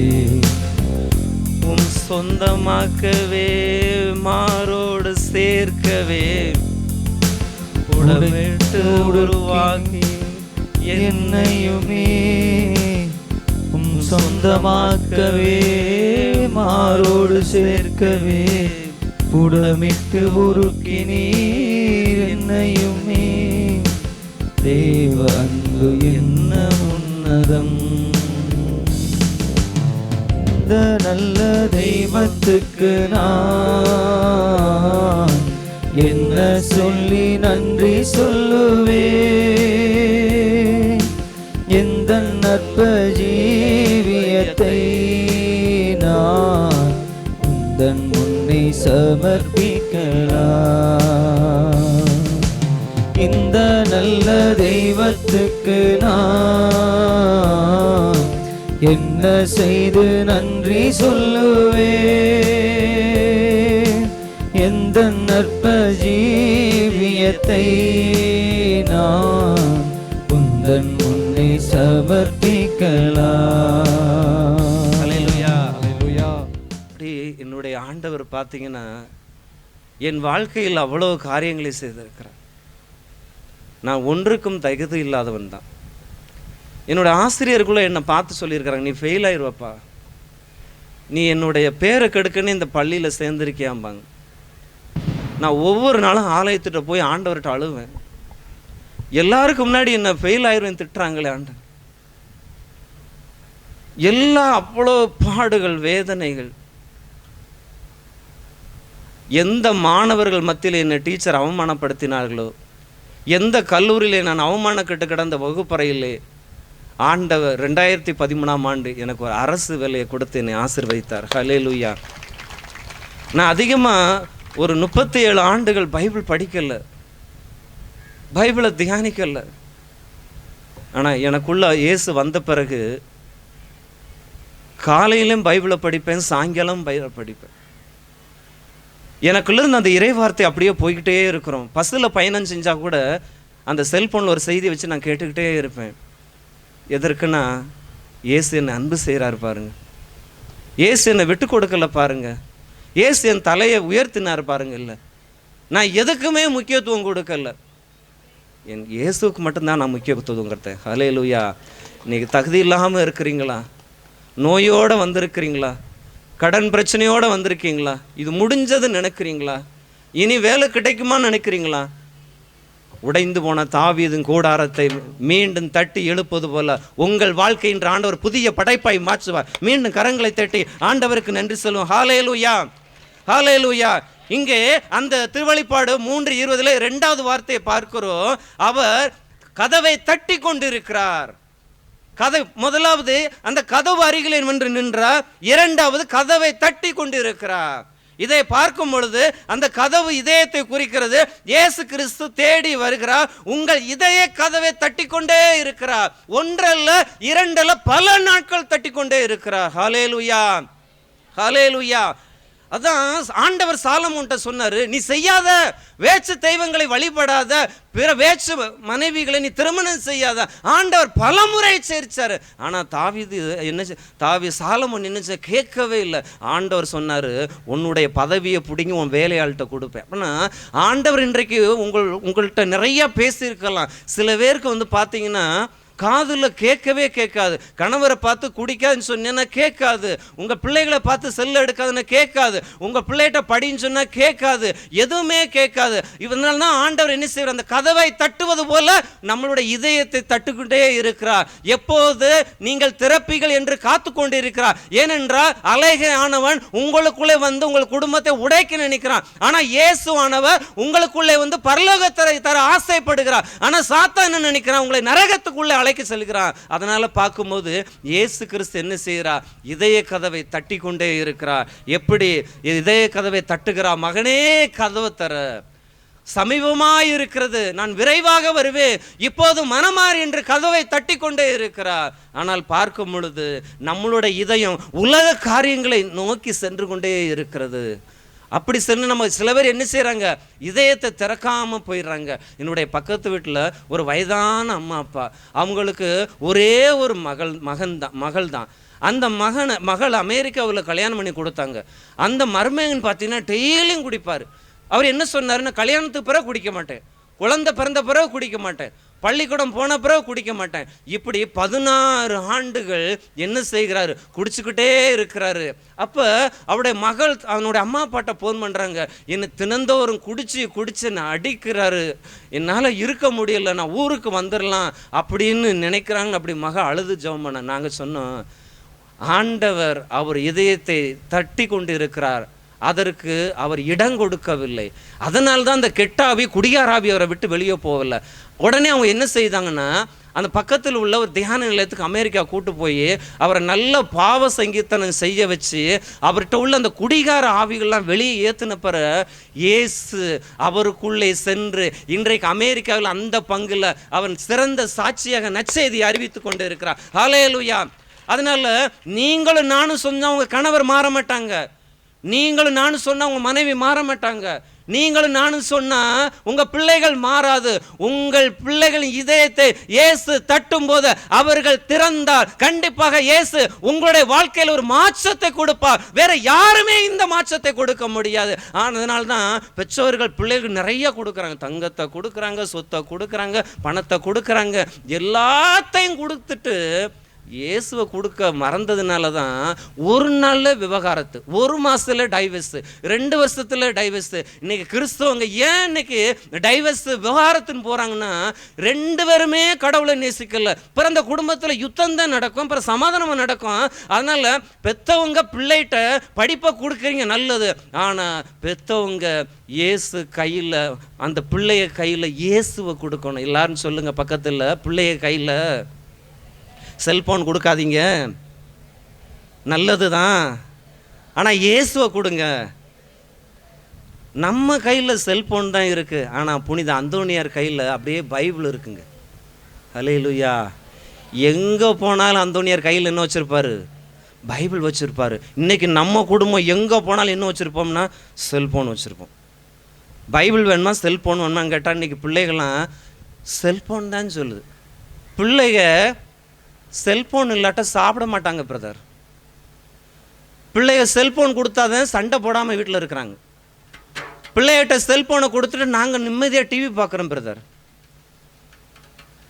சின்ன வயசுலேயே அந்த பிள்ளைகிட்ட சாத்தானை கொடுத்தா அந்த பிள்ளை சாமுவேல் மாதிரியா வளரும்? யூதாசு மாதிரி தானே வளரும்.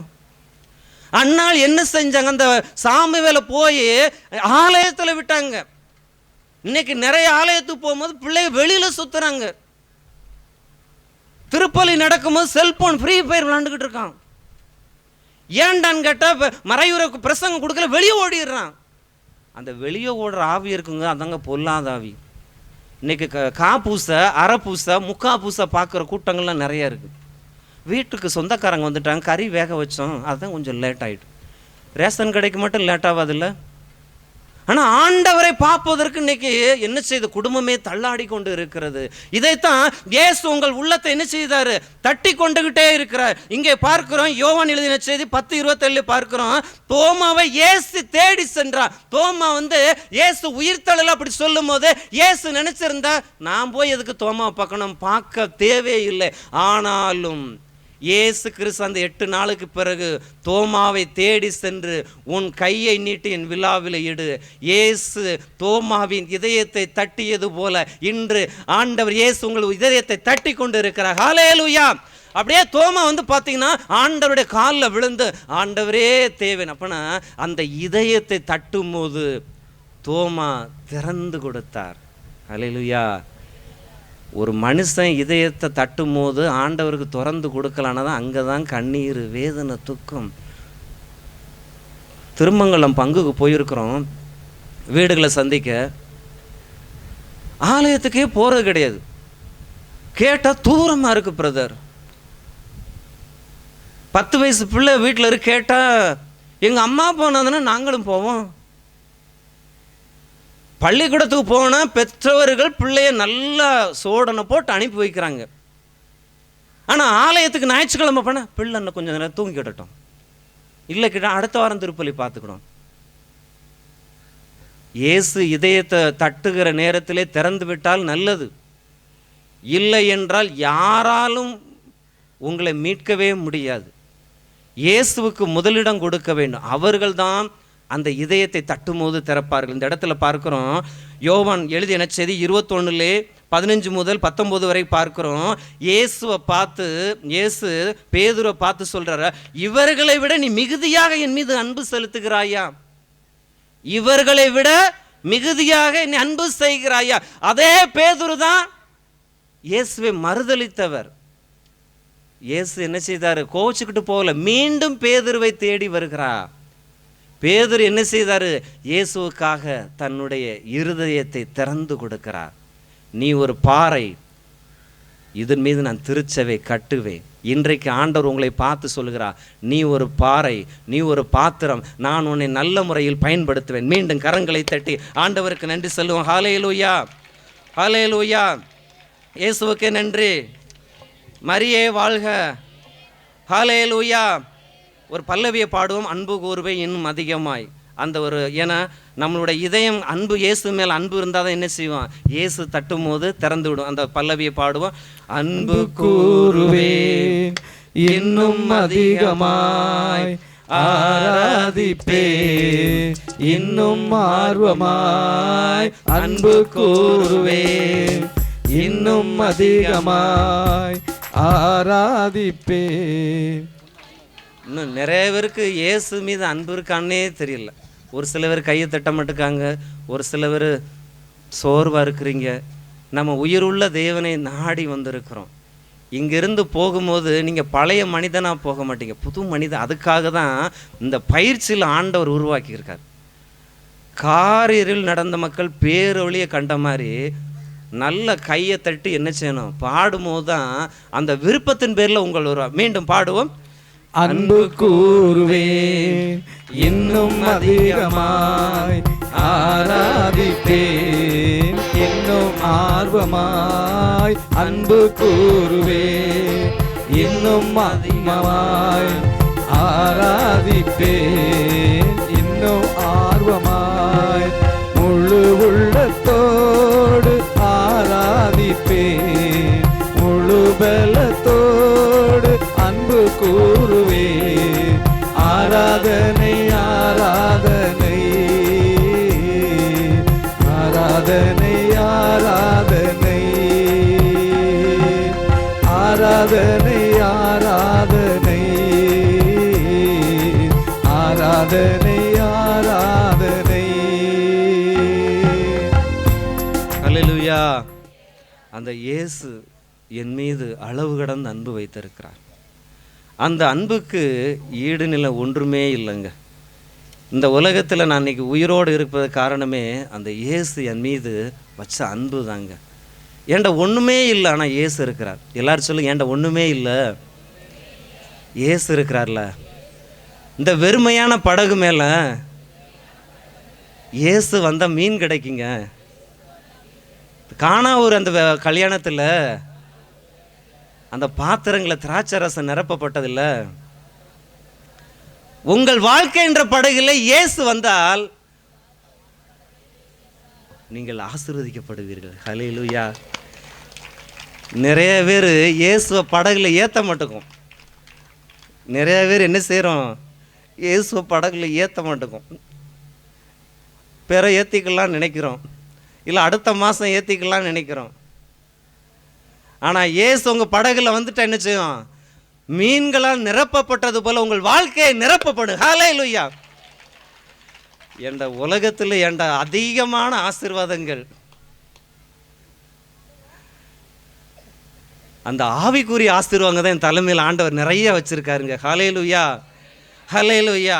அதான் என் தாய் உருவாகும் முன்னே என் கருவை கண்ட தேவன், என் பெயர் உருவாகும் முன்னே என் பெயர் சொல்லி அழைத்த ஆண்டவர்.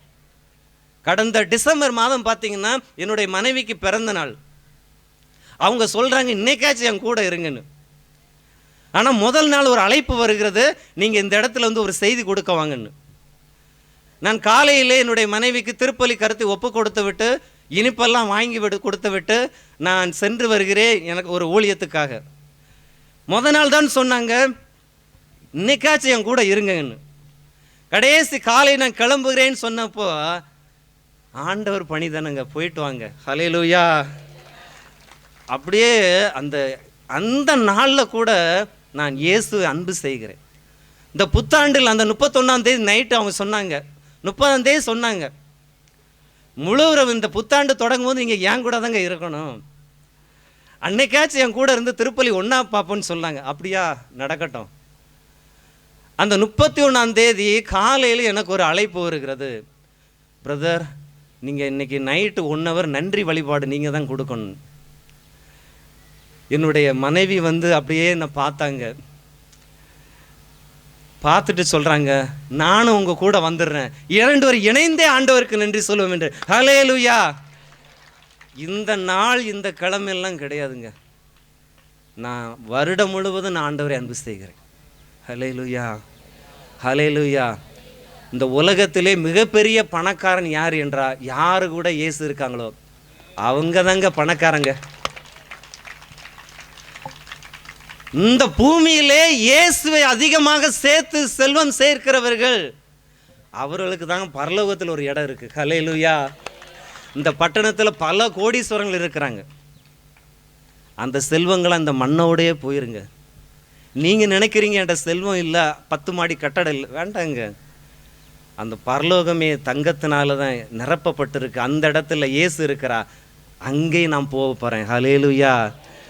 நம்ம ஓடுற ஓட்டம் எதுக்கு தெரியுமா? நிலம் வாங்குறக்கோ, சொத்து வாங்குறக்கோ, பட்டம் வாங்குறக்கோ, எம்எல்ஏ போஸ்ட் கிடையாது.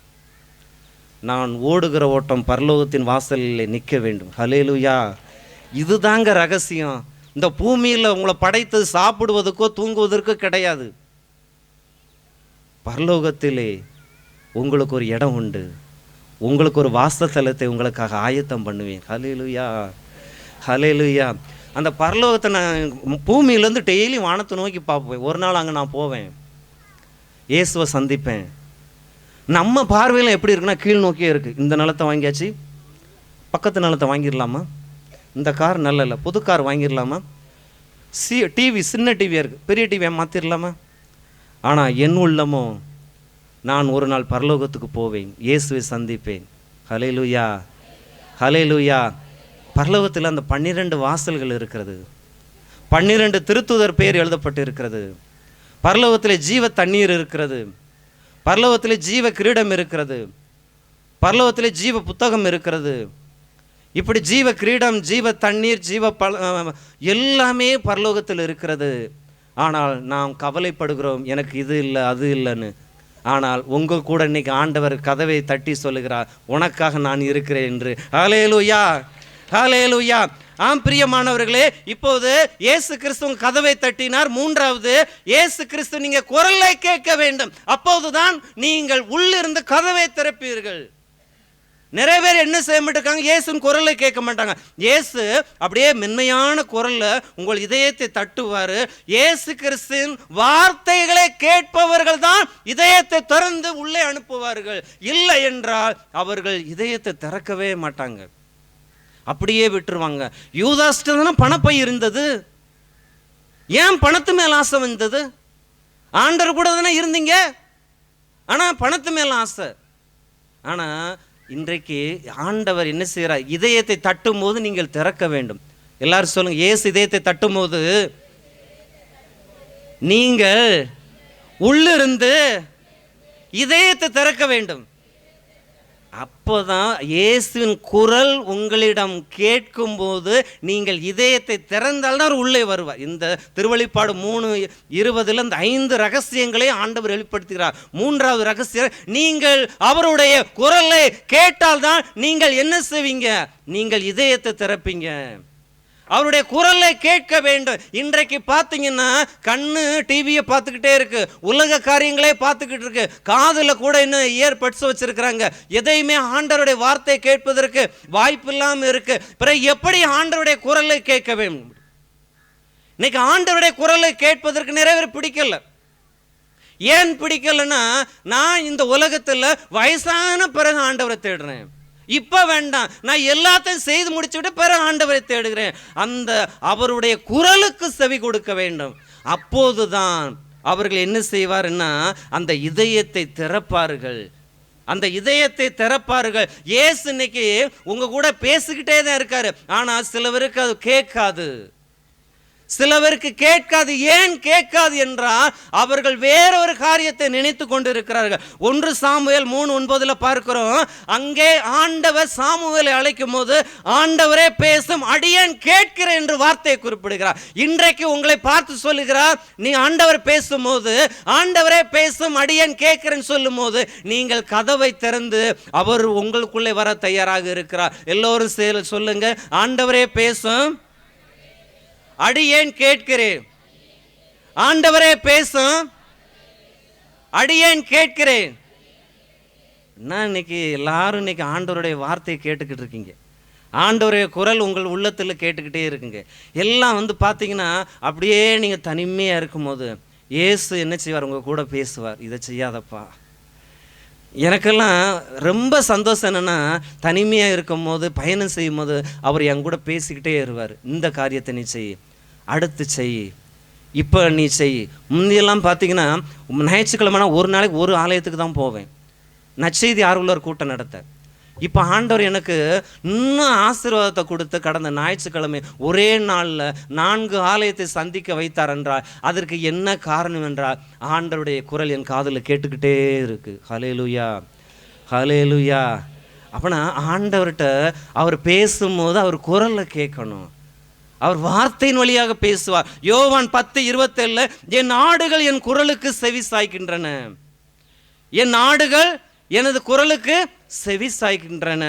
யாக்கோப்பு 1:22 இறை வார்த்தை கேட்கிறவர்களாக மட்டும் இருக்கக்கூடாது, அதன்படி நடக்கிறவர்களாக இருக்க வேண்டும். அந்த இடத்துல அப்படி ஆண்டவருடைய குரல் என்ன செய்யணும், கேட்கிறவர்களாக இருக்க வேண்டும். மத்தேயு 4:19 வாசிக்கிறோம். அங்கே பேதுரு மீன் பிடிக்கும் போது ஆண்டவர் சொல்றாரு, நீ படகை விட்டு மீனை விட்டு எல்லாம் வந்துரு, என்னை பின்பற்றி வாருங்கள். இப்படி இயேசு கிறிஸ்து சொல்லும் போது பேதுரு என்ன செய்தாரு, எல்லாத்தையும் விட்டு விட்டு ஆண்டவருடைய குரலை கேட்டு அப்படியே இயேசுவை பின்பற்றி இயேசுவின் வார்த்தையை கேட்டது போல இன்றைக்கு நீங்கள் இயேசுடைய வார்த்தையை கேட்கும் போது நீங்கள் கதவை திறந்து விடுவீர்கள். கரங்களை தட்டி ஆண்டவருக்கு நன்றி சொல்லுவோம்.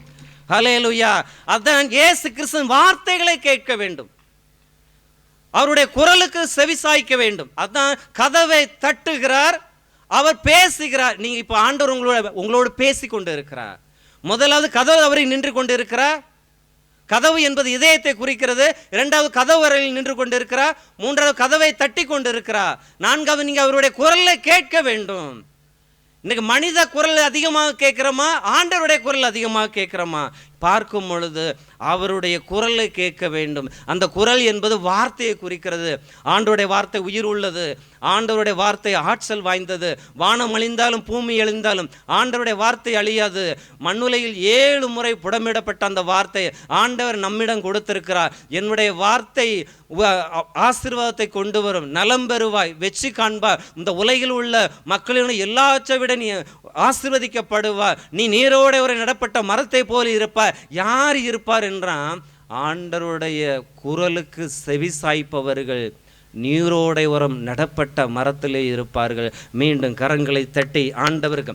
அதான் சங்கீதக்காரன் அந்த 1ஆம் அதிகாரத்தில் திருப்பாடல்கள் என்ன ரகசியத்தை சொல்றாருன்னா, இரவும் பகலும் இந்த திருச்சட்டத்தை தியானிப்பவர்கள் அவர்கள் தான் நீரோடை ஒரு நடப்பட்ட மரத்தை போல இருப்பார்கள். ஆண்டவருடைய வார்த்தையை கேட்கவில்லை, கீழ்ப்படியவில்லை, அவர்கள் செவி சாய்க்கவில்லைன்னா எப்படி நடக்கும்? ஹல்லேலூயா, ஹல்லேலூயா. அப்படின்னா அவருடைய குரலுக்கு நம்ம என்ன செய்யணும், செவி சாய்க்கக்கூடிய பிள்ளைகளாக இருக்க வேண்டும். அப்போது தான் என்ன செய்வார்னா அவர் நம்ம குரலை கேட்க வேண்டும். அதுதான் பார்த்தீங்கன்னா என்னுடைய மனைவி 4:30 5 மணிக்கோ எந்திரிச்சிருவாங்க. நானும் எந்திரிக்கும் போது என்கிட்ட பேச மாட்டாங்க. நான் ஏதாச்சும் போய் பேசுறேன்னா, ஏன்னா அவங்க ஆண்டவர்கிட்ட பேசாமல் என்கிட்ட பேச மாட்டாங்க. ஹல்லேலூயா. என்னுடைய மனைவி ஆண்டவர்கிட்ட பேசாமல் என்கிட்ட பேச மாட்டாங்க. அவங்ககிட்ட பேசின பிறகு தான் என்கிட்ட பேசுவாங்க. அதனால தான் இந்த பாவியை இன்னைக்கு நற்செய்தி பணியாளர் ஆக்க முடிச்சது. கரங்களை தட்டி ஆண்டவருக்குன்னு அருமை. இங்கே நிறைய பெண்கள் இருக்கிறீங்க, உண்மையிலே சந்தோஷம்தான். உங்கள் கணவரை ஆண்டவர்கிட்ட கொடுத்து பாருங்க. நீங்கள் அழுதாலும் கணவர் மனம் மாற மாட்டார், புலம்புனாலும் கணவர் மனம் மாறாட்டார். நீங்கள் உருட்டுக்கட்டையில் அடித்தாலும் உங்கள் கணவர் மனம் மாற மாட்டார். உங்கள் கணவர்கிட்ட இயேசுவை கொடுத்து பாருங்க. நானும் வீட்டாரும் ஆண்டவருக்கே ஊழியம் செய்வோம். ஹல்லேலூயா. அதுதாங்க. அப்படின்னா அவங்க பேச மாட்டாங்க. ஆண்டவருடைய வார்த்தையை படிச்சுட்டு தான் நான் பேசுவேன், போங்கன்ட்டு. அப்படிப்பட்ட ஒரு வைராக்கியம். எங்கே கூட்டாலும் ஜெபிக்க வந்துடுவாங்க. பாடல் மினிஸ்ட்ரியில் ஆண்டவர் அவங்களோட அழைத்ததே இந்த பாடல் ஊழியம்தான். எங்கே போனாலும் 10 பேர் பாடிய பாடலை தனியாக நின்னே பாடுவாங்க. ஆண்டவர் அவங்களை நேர்ந்து விட்டதுக்குன்னா பாடுறதுக்கு தான் நேர்ந்து விட்டது. இதுக்கு காரணம் என்னென்னா, அவங்க சின்ன வயசுலே தன்னுடைய இருதயத்தை ஆண்டவருக்காக திறந்து விட்டுருக்காங்க. ஒரு நாள் அவங்க நான் திருமணம் முடித்த பிறகு ஜபிக்கும் போது அந்நிய பாஷையில் பயங்கரமாக பேசுவாங்க. நான் உட்காந்து கேட்டுக்கிட்டேன். நான் 1 வருடம் ஆண்டவர்கிட்ட போய் ஜெபம் பண்ணேன், எனக்கும் கொடுங்க. இந்த ஒரு வருடம் காத்திருந்து அவர் சொல்கிறதெல்லாம் நான் கேட்டுக்கிட்டே இருந்தேன். 2021 ஆண்டு எனக்கும் அந்த வரத்தை ஆண்டவர் கொடுத்தார். ஹல்லேலூயா. ஆனால் என்னுடைய மனைவி வீட்டுக்குள்ளே வரலாட்டா நான் செத்த புணமாக தான் கிடந்தேன். ஆண்டவர் யோனாவை அனுப்பியது போல ஆண்டவர் என்னுடைய மனைவி எங்கள் வீட்டுக்குள்ளே கொண்டு வந்தாங்க பாருங்கள். இன்றைக்கி வேண்டான்னு சொன்னவங்களாம் என்னுடைய மனைவியை தேடி வர்றாங்க. எங்களுக்காக ஜெபம் பண்ணுவீங்களா? இன்றைக்கி ஆண்டவர் உங்களை பார்த்து சொல்லுகிறார், நீங்களும் நிறைய பேருக்கு ஆசீர்வாதமாக இருப்பீர்கள். கரங்களை தட்டி. ஏனென்றால் ஆண்டவருடைய குரலுக்கு செவி சாய்ப்பவர்களே ஆண்டவர் நேசிக்கிறார். அதனால் அந்த குரல் பார்த்தீங்கன்னா எப்போனாலும் அவர் பேசுவார். நினையாத நேரத்தில் பேசுவார். நிறையா ஊர்களுக்கு நைட்டெல்லாம் பயணம் செய்வேன். தூக்கம் இருக்காது, சாப்பாடு இருக்காது, தூங்காமல் கொள்ளாமல் அப்படி பயணம் செய்வேன் அவருக்காக. பஸ் ஸ்டாண்டில் கூட உட்காந்து தூங்குவேன். லேட்டாக தான் நாங்கள் போகணும், உட்காந்து தூங்குவோம். இன்னைக்கு கூட இந்த ஊருக்கு வந்துட்டு நான் பனிமேத ஆலயத்தில் தான் ஒரு 2 மணி நேரம் உட்காந்து ஜெபம் பண்ணிட்டு வந்தேன். இந்த ஊருக்கு வந்தாலே நான் அங்கே போய் உட்காந்துருவேன். ஏனென்றால் அவர் குரல் என் காதில் கேட்டுக்கிட்டே இருக்கணும். அந்த குரலை கேட்குற நீங்கள் உங்கள் வாழ்க்கையில் இன்றைக்கு ஒரு மாற்றத்தை காண்பீர்கள். ஹல்லேலூயா, ஹல்லேலூயா. ஒரு பல்லவி இருக்கு, ஒரு வார்த்தை சொல்லும் கர்த்தாவே எங்கள் வாழ்க்கையெல்லாம் செழிப்பாகுமே. அந்த ஒரு பல்லவியை பாடும். ஒரு வார்த்தை சொல்லும் கர்த்தாவே எங்கள் வாழ்க்கையெல்லாம் செழிப்பாகுமே. ஒரு வார்த்தை சொல்லும் கர்த்தாவே எங்கள் வாழ்க்கையெல்லாம் செழிப்பாகுமே. ஒரு வார்த்தை சொல்லும் கர்த்தாவே எங்கள் வாழ்க்கையெல்லாம் செழிப்பாகுமே.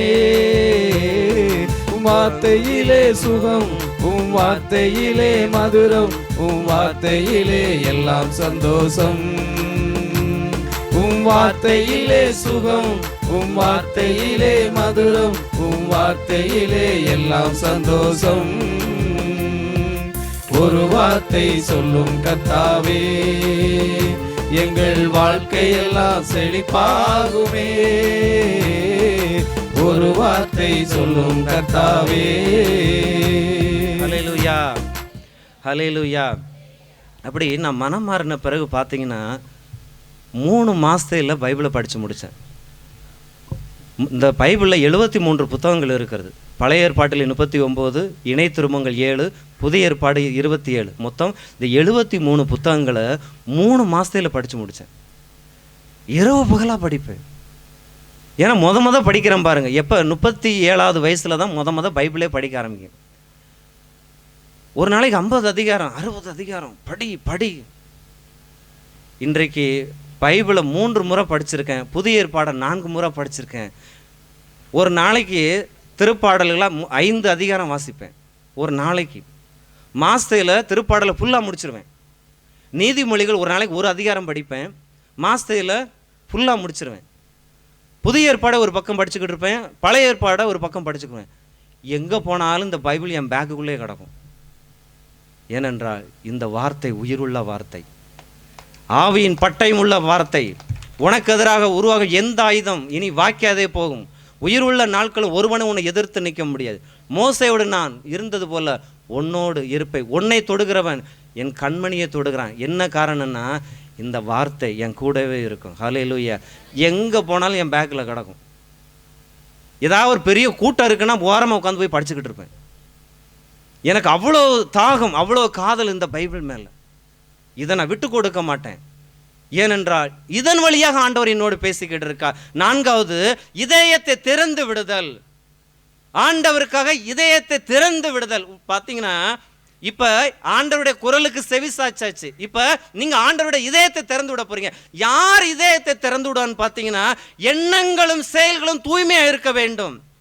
என் குறைகளை மன்னித்து என் வாழ்க்கையை மாற்றும் என்று சொல்பவர்கள் மத்தியில் தான் ஆண்டவர் இருதயத்துக்குள்ளே வந்து உங்கள் வாசம் செய்வார். ஆண்டவரே நான் பாவி, என்னை மன்னித்து என்னை ஏற்றுக்கொள்ளும். அவர் இதயத்தை தட்டும் போது, அவர் குரலை கேட்கும் போது, நீங்கள் அவரிடம் ஒப்பு கொடுக்கும் போது, நீங்கள் உங்கள் குற்றங்குறைகளை ஒப்பு கொடுக்கும் போது, நீங்கள் ஆண்டவருடைய இரக்கத்தை பெற்றுக்கொள்வது போல நீங்கள் எல்லாவற்றையும் நீங்கள் ஆண்டவருடைய ஒப்பு கொடுத்து நீங்கள் இரக்கத்தை பெறும்போது அவர் என்ன செய்வார்? உங்களிடம் பேசி இதயத்தை திறக்க செய்வார். அப்படின்னா பாவத்தை விட்டால்தான் நீங்கள் கதவை திறப்பீங்க.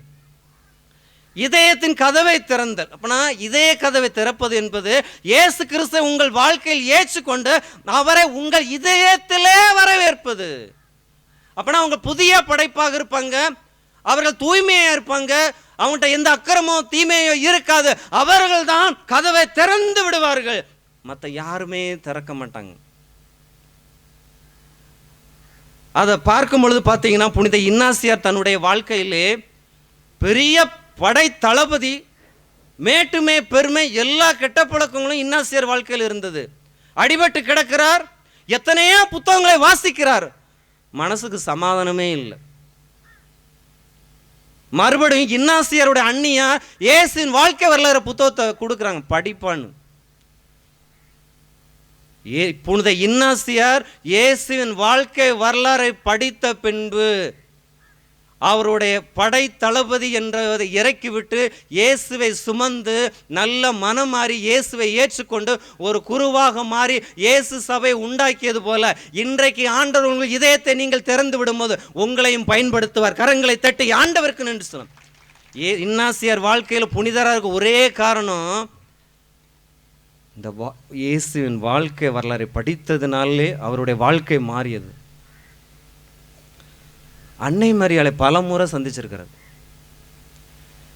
இயேசுவை இன்னாசியார் சந்திச்சிருக்கிறாருங்க. ஏன் சந்திச்சார்னா, இன்னாசியார் அப்படியே கதவை இதய கதவை திறந்து இயேசு உள்ள அனுப்பிட்டார். இன்னைக்கு நம்ம வீட்டில் சொல்கிறோம், நிறைய சேலை வாங்கி கொடுங்க, நகையை வாங்கி கொடுங்க, வீட்டுக்குள்ளே நிறைய வைப்போம். ஒரு சில நேரம் சொல்லலாம், ஆனால் யார் இதயத்தை இயேசுவுக்காக திறந்து விடுதல்? அதான் சொல்கிறாரு, நீங்கள் விரும்பி திறந்தால் தான் நான் உள்ளே வருவேன், நான் கதவை உடைச்சிக்கிட்டெல்லாம் உள்ளே வரமாட்டேன். இயேசு உள்ளே வரமாட்டார் கதவை உடைச்சலாம். அவர் பேசுவதை கேட்டு நீங்கள் மனமாறினால்தான் அவர் உங்கள் உள்ளே அழைப்பார். ஒருவேளை நீங்கள் கேட்டுக்கிட்டு போயிட்டீங்கன்னா அவர் எப்படி உள்ளே வருவார்? அதான் அவர் உடைத்து விட்டு உள்ளே வருவதில்லை, நீங்கள் விரும்பினால் உள்ளே வருவார். அன்போடு தன் மனதை திறக்கும் போது அவர் ஏற்றுக்கொள்ளக்கூடிய தேவனாக இருக்கிறார். அவர் உலகம் கொடுக்க முடியாத சமாதானத்தை அவர் உங்களுக்குள்ளே வரும்போது தருவார். பணக்காரன்ட்ட போய் கேட்டால் மகிழ்ச்சியே இல்லைம்பாங்க, ஆனால் நீங்கள் உங்கள்கிட்ட கேட்டீங்கன்னா மகிழ்ச்சி இருக்கும், ஏன்னா இயேசு உங்களுக்குள்ளே இருக்கிறார். ஹல்லேலூயா, ஹல்லேலூயா. பாவங்களிலிருந்து விடுபட்டு ஒரு புதிய மனிதனாக மறுபிறப்பு ஏற்படும். இயேசு வந்த பிறகுதான் என்ன செய்வாங்க? மாற்றமே உண்டாகும். இல்லைன்னா அவங்க வாழ்க்கையில் மாற்றமே இருக்காது. இந்த இடத்துல பார்க்கும்போது புனித பவுல் எத்தனையோ துன்பங்களை சந்திக்கிறார். சிறைச்சாலையில் கிடக்கிறார், கப்பலில் போகிறார், உடைஞ்சு போகுது, பாம்பு கிடைக்காது, நிர்வாணமாக இருக்கிறார், சொந்த மக்களாலும் பிரச்சனை, பிற மக்களாலும் பிரச்சனை, சாட்டையினால் அடிக்கப்படும், எத்தனையோ பிரச்சனை. இயேசு உள்ள அவருக்குள்ள இருந்ததுனால எல்லாத்தையும் தாங்கிக்கிட்டாருங்க. ஒரு குடும்பத்தில் துன்பம் வந்தவொடனே ஆலயத்துக்கு போக மாட்டாங்க, ஒரு குடும்பத்தில் மரணம் ஏற்பட்டவுடனே ஆலயத்துக்கு போக மாட்டாங்க. நான் எந்த துன்பத்திலும் நான் இயேசு விட்டு பிரிய மாட்டேன் நினைக்கிறவங்க தாங்க இயேசு அவங்களுக்குள்ளே இருப்பார். ஹல்லேலூயா, ஹல்லேலூயா. நான் யாருக்காகவும் இயேசு விட்டு கொடுக்க மாட்டேன். இந்த வேலைக்காக இயேசு விட்டு கொடுக்க மாட்டேன், இந்த பதவிக்காக நான் இயேசுவை விட்டு கொடுக்க மாட்டேன். இயேசுவை மறுதலித்த அந்த பேதுரு இயேசுவுக்காக தலைகள் அடித்து கொல்லப்பட்டாருங்க. ஏன்னா இயேசு அவருக்குள்ளே போனார்ல. ஹல்லேலூயா. அப்படின்னா இங்கே பார்க்கும் பொழுது யோவான் 14:27 என் அமைதியை உங்களுக்கு அளிக்கிறேன். யாருக்கு அமைதி வரும்? இன்னைக்கு அமைதி இல்லாதான் புகைப்பழக்கம், அமைதி இல்லாதான் குடிப்பழக்கம், அமைதி இல்லாதான் பெண்களோட பழக்கம், இதெல்லாம் அமைதி இல்லை. அப்படின்னா என்ன அர்த்தம்னா அவங்களுக்குள்ள இயேசு இல்லை. அப்படின்னா இன்னைக்கு கிறிஸ்துவ பிள்ளைகள் ஒரு மனிதனை பார்த்தோன்னே அவங்களுக்குள்ள என்ன ஆவி இருக்குன்னு கண்டுபிடிக்கலன்னா நீங்கள் தோத்துட்டீங்கன்னு அர்த்தம். எதுக்கு நிற்கிற யாரு, அவர்களுக்குள்ள என்ன ஆவி இருக்கிறது, எந்த கெட்டாவி இருக்குது, நல்லாவி இருக்கா கெட்டாவி இருக்கா, இதை கண்டுபிடிக்க தெரியாதவங்க தோற்று போயிடுவாங்க. உங்களுக்குள்ளே இயேசு இருந்தால் எல்லாத்தையும் சொல்லி கொடுத்தார். எப்பா உனக்கு முன்னாடி இருக்க இவங்க, இப்படிப்பட்டவங்க கவனமாயிரு. இதை பார்க்கும்பொழுது 2 கொரிந்தியர் 5:17 ஒருவர் கிறிஸ்துவோடு இணைந்திருக்கும் போது அவர் புதிய படைப்பாக மாற்றப்படுகிறார். கிறிஸ்துவ அவருக்குள்ளே இருக்கும் போது, அந்த கிறிஸ்துவுக்குள்ளே நம்ம இருக்கும் போது தான் புதிய படைப்பாக இருக்கும். இல்லைன்னா பழைய பழக்கம்தான், பழைய சிந்தனை தான், பழைய கெட்ட சிந்தனை தான். மன்னிக்க மாட்டோம், உங்கள் வீட்டுக்கு வராத, என் வீட்டுக்கு வராத, ஒரே அடிதடி போட்டி பொறாமை எல்லாமே இருக்கும். ஆனால் கிறிஸ்துவை உங்களுக்குள்ள நீங்கள் அனுப்பும் போது தான் புதிய படைப்பாக மாற்றுவேன். எல்லாரும் பக்கத்தில் சொல்லுங்க, நான் இன்று, சத்தமாக சொல்லுங்களேன், நான் இன்று புதிய படைப்பாக மாற்றப்படுவேன், மாற்றப்பட்டு விட்டேன். அவர் உங்களுக்குள்ள வெறும் விருந்தினராக வல்ல, உங்களுக்குள்ளே தங்க ஆசைப்படுகிறார், உங்களுக்குள்ளே பேச ஆசைப்படுகிறார். இயேசு உங்களுக்குள்ள வந்தோன்னு அவர் வாழ்க்கை ஃபுல்லாக உங்களை பொறுப்பெடுத்துக் கொள்வார். கரங்களை தட்டி ஆண்டவருக்கு நன்றி சொல்லுவோம். ஹல்லேலூயா, ஹல்லேலூயா. இயேசு உங்களுக்குள்ள வந்துட்டா அதிகமாக தனிமையில் தான் இருப்பீங்க. ஆண்டவர் வேண்டாதவங்களையும் பிரித்து எடுத்துகிட்டு போயிடுவார். ஆனால் நம்ம பேசாமல் போயிட்டாங்க. ஏன் இப்படி போனாங்க? இயேசு உங்களுக்குள்ள இருந்தால் தனிமையில் தான் உங்களை வச்சிருப்பாரு. அவரோட உறவாட வைப்பார், அவரோட பேச வைப்பார், அவரோட நடக்க வைப்பார். யாரெல்லாம் கூட்டம் கூட்டமாக கிடக்கிறாங்களோ தெருவில் வீட்டில், அதெல்லாம் வேற ஒரு அடிமைத்தனம். ஆனால் எப்போ பார்த்தாலும் நீங்கள் ஆண்டவரோடு இருந்து தனியாக தான் வச்சுருப்பாருங்க. அருப்புக்கோட்டையில் பார்த்தீங்கன்னா எங்கள் தெருவை சுற்றி அவ்வளோ வீடுகள் இருக்குது. ஆனால் நானும் என்னுடைய மனைவியும் தனிமையில் தான் இருக்க மாதிரி இருக்கும். யாருமே இல்லை, பங்கு மக்கள் இல்லை, தெருமக்கள் இல்லை. இவ்வளோ பெரிய ஊரில் நாங்கள் தனியாக தான் இருக்கோம். ஏனென்றால் இயேசு எங்களுக்குள்ள இருப்பதனால் அவர் தனிமையில் தான் உங்களை பயன்படுத்துவார், தனிமையில் தான் உங்களை பேசுவார். இங்கே பார்க்கும் பொழுது உங்கள் குழப்பங்களிலிருந்து அவர் உங்களை சரியான பாதையில் நடத்துவார். அவரோட நல்ல உறவு இருக்கும். அவர் என்ன செய்வார்னா உங்களுக்கு நல்ல என்ன செய்வார்னா ஒரு வெற்றியை கொடுக்க தேவனாக இருக்கிறார். ஹல்லேலூயா, ஹல்லேலூயா. அப்படின்னா அவரை உங்கள் இதயத்தில் வரவேற்கும் போது அந்த தருணம் உங்கள் வாழ்க்கையில் மிகப்பெரிய வெற்றி கிடைக்கும். நான் ஒரு நாள் பாவத்திற்கு அடிமையானேன், இன்று அவருக்கு ஒப்பு கொடுத்தேன், இன்றைக்கு என்னை அவர் பயன்படுத்துகிறார் என்றால் அவர் எனக்குள்ளே வந்ததுனால் என் வாழ்க்கையில் ஒரு வெற்றி கிடைத்தது. கரங்களை தட்டி ஆண்டவருக்கு நன்றி சொல்லுவோம். ஹல்லேலூயா. அந்த ஒரு பாடலின் பல்லவி, கிறிஸ்துவுக்குள் வாழும் எனக்கு எப்போதும் வெற்றி உண்டு. அந்த பல்லவியை பாடுவோம், கைகளை தட்டி பாடுவோம். கிறிஸ்துவுக்குள் வாழும் எனக்கு எப்போதும் வெற்றி உண்டு. கிறிஸ்துவுக்குள் வாழும் எனக்கு எப்போதும் வெற்றி உண்டு. வெற்றியுண்டு, வெற்றியுண்டு, வெற்றியுண்டு, எனக்கு வெற்றியுண்டு, வெற்றியுண்டு, வெற்றியுண்டு, வெற்றியுண்டு, வெற்றியுண்டு, வெற்றியுண்டு, நமக்கு வெற்றியுண்டு, வெற்றியுண்டு, வெற்றியுண்டு. கிறிஸ்துவுக்குள் வாழும் எனக்கு எப்போதும் வெற்றி உண்டு. ஜெய கிறிஸ்துவுக்குள் வாழும் எனக்கு எப்போதும் வெற்றி உண்டு. ஹல்லேலூயா, ஹல்லேலூயா. சில மக்கள் பணத்தினால வெற்றி அடைகிறாங்க, சில மக்கள் படிப்பினால வெற்றி அடைகிறாங்க, சில மக்கள் சொந்த பந்தத்தினால வெற்றி அடைகிறாங்க. ஆனால் என் வாழ்க்கையில் இயேசு கிறிஸ்து வந்த பிறதாங்க வெற்றி கிடைத்தது. ஹல்லேலூயா. கரங்கள்.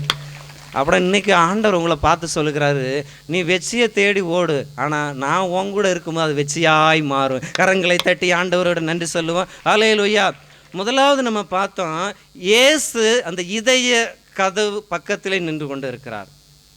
இரண்டாவது, இயேசு அந்த இதயத்தை தட்டுகிறார். மூன்றாவது, அவருடைய குரலை கேட்க வேண்டும்.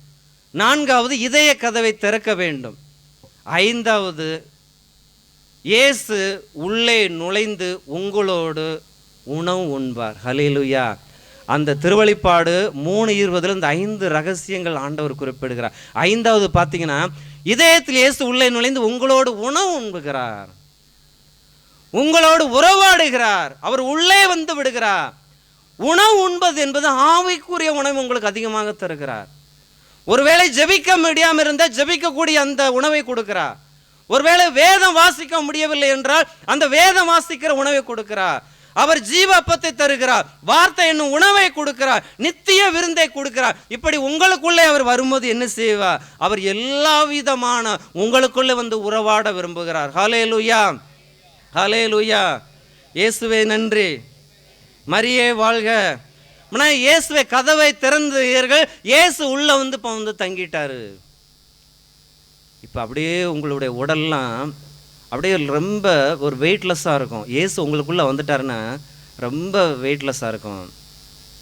யார் உங்களை திட்டினாலும் உங்களுக்கு கவலை வராது. யார் உங்களை கேவலமாக பேசினாலும் கவலை வராது. யார் உங்களை போட்டு கொடுத்தாலும் கவலை வராது. யார் உங்களை ரொம்ப பழி வாங்கினாலும் கவலைப்பட மாட்டீங்க. யார் உங்கள்கிட்ட சண்டைக்கு வந்தாலும் கவலைப்படுவீங்க. ஏன்னா உங்களுக்குள்ளே இருக்கிறது இயேசு. ஹல்லேலூயா. ரொம்ப பொறுமையாக மாறிடுவீங்க. இயேசு உள்ளே இருக்கிறவங்க ரொம்ப அமைதியாக இருப்பாங்க, ரொம்ப பேச மாட்டாங்க. எல்லாரும் சொல்லுங்க, இயேசு என் கூட இருந்தா நான் ரொம்ப அமைதியாக தான் இருப்பேன், தேவையில்லாமல் பேச மாட்டேன். அவங்களுக்குள்ளதாங்க இயேசு இருக்கிறாரு. ஹல்லேலூயா. அன்னை மரியாள் அதிக தடம் அமைதியாக தாங்க இருந்திருக்காரு. சூசேப்பர் அதிகமாக அமைதியாக தான் இருந்தார். அப்படியே அந்த சிலுவை இயேசு தொங்கும் அப்படியே ரத்தம் வடிஞ்சுக்கிட்டு இருக்கு. அன்னை மரியாள் ஒரு தைரியம். நம்ம ஊரில் அம்மானா அப்படியே சிலுவை விட்டு இறக்குறீங்களா, அடிச்சே போட்டுரு என் பிள்ளை ஏன் அமைதியாக இருக்கு. இயேசு கல்லறையில் அடக்கம் பண்ணியாச்சு. 3ஆம் நாள் உயிர் தெழுந்தார். மற்ற அம்மாவெல்லாம் ஒரு ஏதோ ஒன்று நடந்துட்டா அப்படியே உடைஞ்சி விழுந்துருவாங்க. ஆனால் அன்னை மரியாள் மாடி வீட்டில் 120களை கூட்டு அந்த திருச்சபை தொடங்குகிறார், கரங்களை தட்டி. அப்படின்னா ஒரு துன்பம் வந்த போது கூட அன்னை மரியாள் தைரியமாக இருந்தாங்க. இன்றைக்கி ஆண்டவர் உங்களுக்குள்ளே இருந்தால் தைரியமாக இருப்பீங்க. எல்லோரும் சொல்லுங்கள், நான் தைரியமாக இருப்பேன். எப்படி தைரியமாக இருக்க முடியும்னா, இயேசு கிறிஸ்து உங்களோடு உள்ள தங்கி உணவு உண்பு போது தான் நீங்கள் தைரியமாக இருப்பீங்க. இல்லைன்னா தைரியம் வராது. அவர் போய் சொல்லுகிறார், இயேசு கிறிஸ்து உங்களோட இதயத்தில் தங்கி உறவாடுவார். இயேசு கிறிஸ்து உங்களோட ஆன்மீக உணவு உண்பார். இயேசு உங்களோட மகிழ்ச்சி அடைவார். இயேசுக்கு உங்களுக்கு நெருக்கமான ஒரு உறவு இருக்குங்க, நெருக்கமான ஒரு உறவு இருக்கும். அது யாருக்கு? இப்போ பார்த்தீங்கன்னா எங்களுடைய சொந்தக்காரங்க நிறைய பேர் என்கிட்ட பேச மாட்டாங்க. என்னுடைய உறவு இயேசுவோட இருக்கும்போது தேவையில்லாத சொந்தங்களும் என்கிட்ட வராது. ஆண்டவரே கட் பண்ணி விட்டார், போ என் பிள்ளைகிட்ட வராத, நீ வராத. ஏன்னா என்னுடைய உறவு நம்ம என்ன செய்வோம், பேசாமல் போயிட்டாங்க. ஒரு ஃபோன் பண்ணி கூட பேச மாட்டேக்காங்க. எப்படி செஞ்சேன் அவங்களுக்கு, இப்படியா செய்யணும்? செஞ்ச துரோகம் சாத்தா அவங்கள விட்டு போயிட்டு நினச்சிக்கோங்க. ஹல்லேலூயா, ஹல்லேலூயா. இப்படி தான் நம்ம புலம்பிக்கிட்டு இருக்கோம். என்னுடைய சொந்த பந்தங்கள் ஆண்டவர் நிறைவேற கட் பண்ணி விட்டார். ஏன்னா என் பிள்ளையோட நீங்கள் வரக்கூடாது, சாத்தான் பிள்ளைகளாம் என் பிள்ளையோட வரக்கூடாது. இயேசுக்கு விருப்பமானவங்க தான் என் கூட இருப்பாங்க. ஹல்லேலூயா. அப்போனா உங்கள் கூட இயேசுக்கு விருப்பமானவங்க தான் இருக்கணும். அப்போனா தான் அவர் உங்களுக்குள்ள விருப்பம் இருப்பார். இந்த குடிக்கிறவங்க பார்த்தீங்கன்னா 10 கும்மலோடு போய் உட்காந்துருப்பாங்க. சாத்தான் கூட்டங்க. குடிக்காதவன் இன்னைக்கு தனியாக தான் இருப்பாங்க, ஏன்னா அவங்க கூட இயேசு இருக்கிறார். ஹல்லேலூயா. இங்கே இயேசு சொல்லுகிறார், நான் யோவான் 6:35 இயேசு அவர்களை வாழ்வு தரும் உணவு நானே. இயேசு தாங்க நமக்கு வாழ்வு தரும் உணவு. அவரை விட்டால் யாரும் வாழ்வு தர முடியாது. என்னிடம் வருபவருக்கு பசியே இருக்கு. அப்படின்னா இயேசு உள்ளே நம்ம அழைத்து கதவை திறந்து அவருக்கு உணவை கொடுக்கும்போது, நம்மளோட ஒரு உணவு உண்பும்போது அவர் தான் நமக்கு ஒரு வாழ்வை தருவார். சாத்தான் என்ன செய்வான், நீ செத்துப்போப்பா, நீ உலகத்தில் வாழ்கிறது பாவம் தானே, யாருமே இல்லை, தூக்கு போடு. இப்படி சாத்தான் யாருக்குள்ள அவன் அப்படி சொல்லிக்கிட்டே இருப்பான். இன்னைக்கு நிறைய கல்லூரி மாணவிகள் திடீர்னு தற்கொலை பண்ணிக்கிடுவோம், திடீர்னு தூக்க மாட்டிக்கிடுவோம், திடீர்னு விஷத்தம்மை குடிச்சுக்கிடுவோம். டீச்சர் சொன்னாங்கன்னு மேலேருந்து போய் குதிச்சிருதுக்கு. டீச்சர் உங்கள் அம்மா அப்பா கூட்டுவானா போய் தற்கொலை பண்ணிக்கிடுதுக்கு. ஏன்டா இப்படி செய்கிறான்னா, வாத்தியாரை கையில் கத்தியால் குத்தி எல்லாம் நடக்குது. இன்றைக்கி பிள்ளைகிட்ட எதுவுமே சொல்ல முடியல. ஏன்னா அவங்களுடைய உள்ளத்தில் ஆண்டவர் கிடையாது. மறுமொழியாக மனிதர் அப்பத்தினால் மட்டுமல்ல மாற கடவுளின் வாய்ச்சல் ஒவ்வொன்றிலும் இருக்கிற. அப்போனா அவர் உள்ளே இருந்து எல்லா வார்த்தைகளையும் கொடுப்பார். திருவெளிப்பாடு 19:9 பூமி அவருடைய நட்பு பூமியோடு முடிவதில்லை. அவர் பரலோகத்தில் நடக்கப்போம் ஆட்டுக்குட்டியானவருடைய கல்யாண விருந்து, திருமண விருந்திலே பரலோகத்தில் நடக்கும். 7 ஆண்டுகள் பரலோகத்தில் கல்யாண விருந்து நடக்குமா. நம்ம ஊரில் கல்யாண வீடு ஒரு நாளில் தாங்க முடிஞ்சிடும். அங்கே பரலோகத்தில் 7 ஆண்டுகள் கல்யாண விருந்து நடக்குமா. அதுல எல்லாம் நமக்கு ஆண்டவர் விதவிதமாக கொடுப்பாருங்க. அப்படிப்பட்ட ஆண்டவர் நம்மளோட உள்ளே வந்து உணவு உண்ப விரும்புகிறார். அவர் நம்மளோட உறவாட விரும்புகிறார். அவர் நமக்கு ஆன்மீக உணவை தருகிறார், தனிமையை போக்குகிறார், சோர்வை போக்குகிறார், என்றும் தாகத்தை நீக்கி தெய்வீக பலத்தை கொடுக்கிறார். கரங்களை தட்டி ஆண்டவருக்கு நன்றி சொல்லுவோம். முதலாவது அந்த லவோதிக்கா பட்டணத்தை பார்த்து ஆண்டவர் என்ன சொன்னார்? உங்கள் மீது நான் அன்பு வைத்திருக்கிறேன், இதனால் உங்களை கண்டித்து திருத்து. அப்பனா உங்களுக்கு சில நாட்களிலே துன்பம் வந்தா நல்லது. எல்லாரும் சொல்லுங்க, துன்பம் வந்தா துன்பம் வந்தா நல்லதுதான். ஏன்னா ஆண்டவர் சொல்லுகிறார்ல, துன்பம் உங்கள் மீது அன்பு வைத்திருக்கிறதுனால உங்களை கண்டித்து திருவேன். பழைய ஏற்பாட்டில் யோசேப்பை பாருங்க, அவங்கள குழியில தள்ளி விட்டுறாங்க, எகிப்துக்கு 20 வெள்ளிக்காசுக்கு வித்துடுறாங்க, அவரை எகிப்திய சிறைச்சாலையில போடுறாங்க.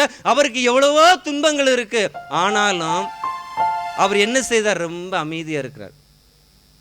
உங்கள் மீது நீங்க நினைக்கலாம், அந்த பிரதர் நல்ல கவர்மெண்ட் வேலை பார்க்காரு, நல்ல லட்சமா சம்பளம் வாங்குறாரு, இவருக்குன்னு. இன்னைக்கு எல்லாரும் நீங்க பாவத்தை விடும்போது அத்தனை பேய்களும் என் வீட்டு வாசல்ல தான் நின்றுக்கிட்டு இருக்கும், என்ன போட்டு தாக்க வரும். ஆனா எனக்குள்ள இருக்கிற இயேசு பெரியவர். ஹல்லேலூயா, ஹல்லேலூயா, ஹல்லேலூயா. ஆனா இங்கே பார்க்கும் பொழுது உங்களை அன்பு வைத்து கண்டித்து திருத்துவேன். ஒரு துன்பங்களை அனுப்பி உங்களை கண்டித்து திருத்துவேன். இரண்டாவது சொல்லுகிறார், மனம் மாறுங்கள். அப்பனா இதயத்தின் கதவை திறந்து விடுங்கள், நான் உள்ளே வந்து உங்களோட உணவு உண்பே. நான் கடைசியா சொல்றாரு, திருவெளிப்பாடு 3:21 வாசிக்கிறோம், நான் வெற்றி பெற்று என் தந்தையின் அரியணையில் அவரோடு வீற்றிருப்பது போல வெற்றி பெறும் எவருமே எனது அரியணையில் என்னோடு வீற்றிருப்பார். கரங்களை தட்டி ஆண்டவருக்கு நன்றி சொல்லுவோம். இந்த செய்தியின் வெளிப்பாடு, இந்த திருவெளிப்பாடு 3:20 கடைபிடிப்பவர்கள் அவங்க வாழ்க்கையில ஒரு வெற்றி என்ற ஓட்டத்தில் இயேசு கிறிஸ்து அரியணையில் அமர்ந்திருப்பது போல அவர் நம்மை அவருடைய அருகிலே உட்கார வைப்பார் என்றதான் கடைசியாக வெற்றி அடைவீர்கள் என்று வார்த்தையை குறிப்பிடுகிறார். ஹல்லேலூயா, ஹல்லேலூயா. எல்லோரும் எந்திரிங்க, ஒரு சின்ன ஜபத்தை சொல்லிவிட்டு முடித்து. எல்லோரும் எந்திரிங்க, எல்லாம் எந்திரிச்சு வாங்க, எல்லாம் எந்திரிச்சு வாங்க. முடிஞ்சா கொஞ்சம் முன்னாடி வாங்க, நெருங்கி வாருங்கள். எல்லாம் கொஞ்சம் ஒரு சிறிய சபந்தம் வாங்க, எல்லாம் இடத்தை விட்டு முன்னாடி வாங்க, ஒரு சின்ன ஜபத்தை சொல்லலாம். வாங்க எல்லாம். இன்றைக்கு வானம் திறக்கப்படுகிறது, இயேசுவின் ரத்தம் சிந்தப்பட போகிறது. மனம் மாறுங்கள், உங்கள் மத்தியிலே நான் பெரிய காரியத்தை செய்வேன். எல்லாம் முன்னாடி வாங்க. இன்றைக்கு ஒரு அற்புதம். முன்னவாங்க, ஆண்டவருடைய ஆசீர்வாதத்தை பெற்றுக்கொள்வதற்காக ஆர்வத்தோடு முன்னவாங்க. புதிய படைப்பாய் மாற்றப்படும். எல்லாம் முன்னாடி ஒரு சின்ன ஜெபம் தான், ஒரு பெரிய ஒரு உருமாற்றத்தை ஆண்டவர் தர இருக்கிறார். எல்லாரும் முன்னாடி வாங்க. இந்த ஒரு பல்லவி, என் ஜனமே மனம் திரும்பு, இயேசுவிடம் ஓடி வந்த பல்லவி பாடுவோம். என் ஜனமே மனம் திரும்பு, இயேசுவிடம் ஓடி வா. என் ஜனமே மனம் திரும்பு, இயேசுவிடம் ஓடி வா. இறுதி காலம் வந்தாச்சு, இன்னமும் தாமதமே. இறுதி காலம் வந்தாச்சு, இன்னமும் தாமதமே.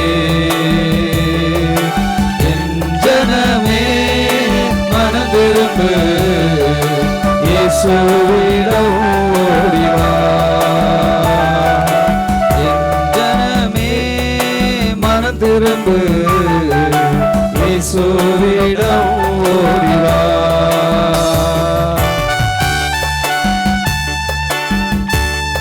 அவர் எப்போது நம்மையே நினைத்துக் கொண்டிருக்கிறவர். எல்லாவற்றையும் ஒப்புக் கொடுக்கிறோம். இந்த பிள்ளைகளை எல்லாம் உன்னை நினைத்து சிலுவையிலே தாகம் தாகம் என்றார். உன்னை நினைத்து சிலுவையிலே தாகம் தாகம் என்றார். உன்னை ரட்சிக்க பாவம் மன்னிக்க தன்னையே பலியாக்கினார். உன்னை ரட்சிக்க பாவம் மன்னிக்க தன்னை தன்னையே பலியாக்கினார். என் ஜனமே மனம் திரும்பு, இயேசுவிடம் ஓடிவா. என் ஜனமே மனம் திரும்பு, இயேசுவிடம் ஓடிவா. இந்த நேரத்தில் கண்களை மூடி எல்லாம் ஒப்பு கொடுங்க. எங்கேயோ பிறந்து எங்கேயோ விளந்துங்க அழைத்து வந்திருக்கீங்களா? இந்த நாளில் உமக்கு முன்பாக நிற்கிறேன்.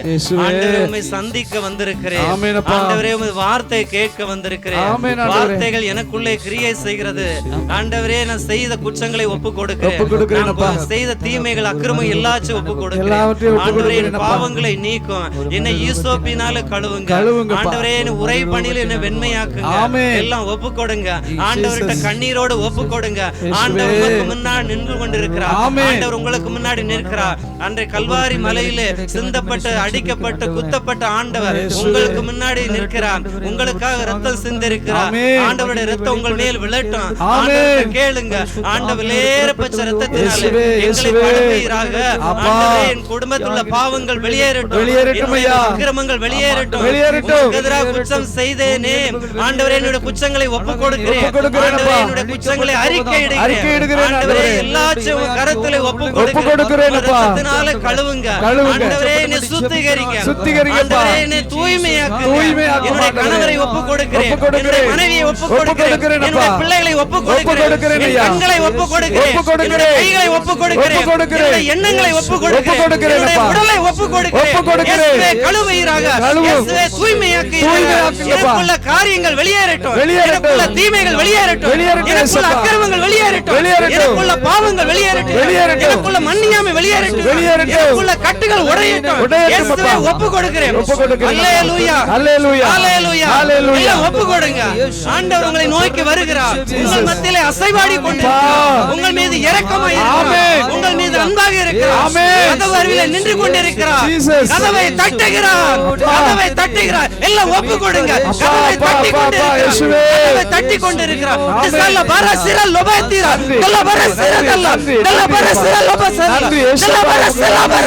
இதல்ல பரசல்ல பர. ஹalleluya. இதல்ல பரசல்ல பர. ஹalleluya. இதல்ல பரசல்ல பர. ஹalleluya. இதல்ல பரசல்ல பர. ஹalleluya. எல்லாம் கதவை தட்டுகிறார். மகனே, இயேசுவே, ஒப்பு கொடு.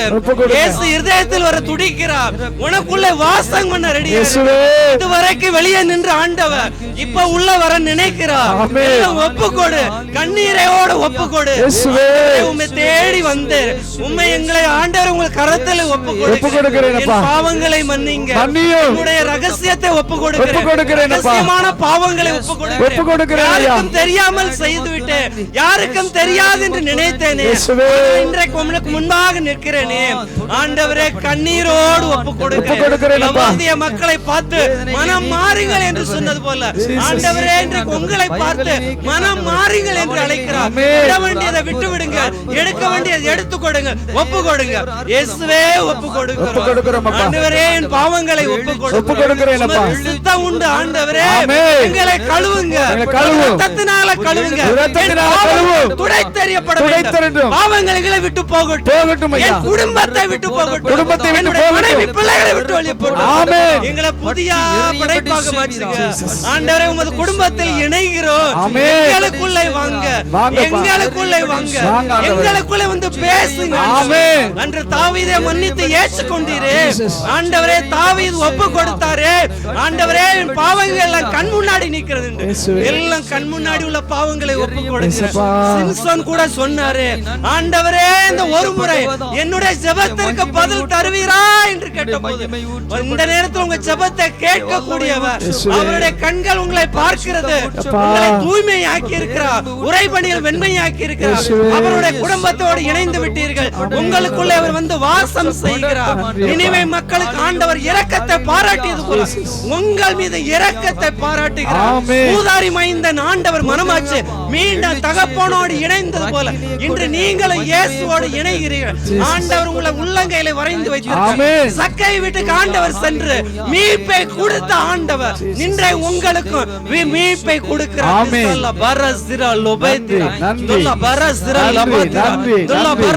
மனம் மாறுங்கள், மனம் மாறுங்கள். இயேசு உங்களை அழைத்து பேசுங்க. கண்ணீர் விட்டு அழுதார்களே, இயேசு கொண்டது போல இந்த நாள் எங்களை கழுவியதற்காக நன்றி. பாவங்கள் வெளியே போனதற்காக நன்றி. எனக்குள்ளே வந்தீங்கல்ல, எனக்குள்ளே தங்குனீங்கல்ல, நீங்க போதும் ஆண்டவரே, நீங்க மட்டும் போதும். என்னை அன்பு செய்தீரே, நன்றி ஆண்டவரே. இன்றைக்கு நான் உயிரோடு இருக்கிற காரணமே நீங்க தான். உம்மை விட்டு விலக மாட்டேன், பிரிய மாட்டேன். நான் வாழ்விலும் தாவலிலும் உம்மோடு இருப்பேன். என்னை மீட்டு கொண்டீங்க. புதிய படைப்பை மாற்றுங்க ஆண்டவரே. இயேசுவின் மூலம் ஜெபிக்கிறேன் உங்கள் பிதாவே, ஆமென். நன்றி அப்பா, நன்றி ஆண்டவரே. ஆண்டவர் நிறைய பேருடைய பாவத்தை விட்டு வெளியேறி இருக்கு. நிறைய பேர் பாவத்தை விட்டுருக்கீங்க, நிறைய பேர் பாவத்தை அறிக்கையிட்டு இருக்கீங்க. இங்க இருக்கிற நிறைய பேரை ஆண்டவர் மனமாச்சிருக்கிறார். கரங்களை தட்டு ஆண்டவருக்கு. ஆண்டவர் வாக்கு கொடுத்திருக்கிறார், உங்களை நான் வெற்றி அடைய செய்வேன் இந்த வருடத்திலே. மீண்டும் கரங்களை தட்டி ஆண்டவருக்கு நன்றி. நன்றி. நமக்கு ஒரு வல்லமையான இறை செய்தியை கொடுத்த அன்பு சகோதரங்களுக்காகவும் அவருடைய குடும்பங்களுக்காகவும் கரங்களை உயர்த்தி நாம் இப்ப அவங்களுக்கு செபிப்போம். எங்கள் அன்பு தகப்பனே, இதோ அந்த நேரத்தில் எங்களை உடைத்து உருமாற்றினீர் ஆண்டவரே. சகோதரருக்குள்ளிருந்து ஒரு வார்த்தையை கண்டீர் ஆண்டவரே. இதோ கதறுகின்றே நான் தட்டி கொண்டிருக்கிறேன் என்று சொல்லி ஆண்டவரே, எங்கள் உள்ளத்தை நீர் உடைத்திருக்கிறீர் ஆண்டவரே. எங்கள் உள்ளத்தை உடைத்து நீர் உருமாற்றி இருக்கிறீர் ஆண்டவரே. அதற்காக நாங்கள் உமக்கு நன்றி செலுத்துகிறோம். ஐயா, உம் மீது கொண்ட அன்பை சகோதரர் வழியா எங்களுக்கு வெளிப்படுத்தி ஆண்டவரே. உங்களை எப்படி நேசிக்கிறார் என்ற முன் உதாரணத்தை எங்களுக்கு அவர்களுடைய காட்டியிருக்கிறீர் ஆண்டவரே. தகப்பனே, நீர் நிறைவாய் இன்னும் ஆசீர்வதிங்க ஆண்டவரே. இன்னும் அதிகமாக உங்களுடைய பிள்ளையை நீர் மகிமைப்படுத்துங்க ஆண்டவரே. இன்னும் அதிக ஆன்மாக்களின் அறுவடைக்காய் நீர் அவர்களை மகிமைப்படுத்துங்க ஆண்டவரே. அந்த குடும்பத்தை நீர் ஆசீர்வதிங்க ஆண்டவரே. அவர்களை மனமாற்றத்திற்கு காரணமான அவருடைய துணைவியை நீர் ஆசீர்வதிங்க ஆண்டவரே. மேன்மைப்படுத்துங்க ஆண்டவரே. எல்லா அருள் நலன்களால் நிறைத்து நடத்துங்க ஆண்டவரே. எல்லா தேவைகளையும் சந்தித்து நடத்துங்க ஆண்டவரே. ஊழியத்தில் இன்னும் அதிகமாய் மகிமைப்படுத்தி நடத்துங்க ஆண்டவரே. நன்றி நன்றி நன்றி ஆண்டவரே. இயேசுவின் திருப்பெயரிலே நல்ல தந்தையே, ஆமென் ஆமென்.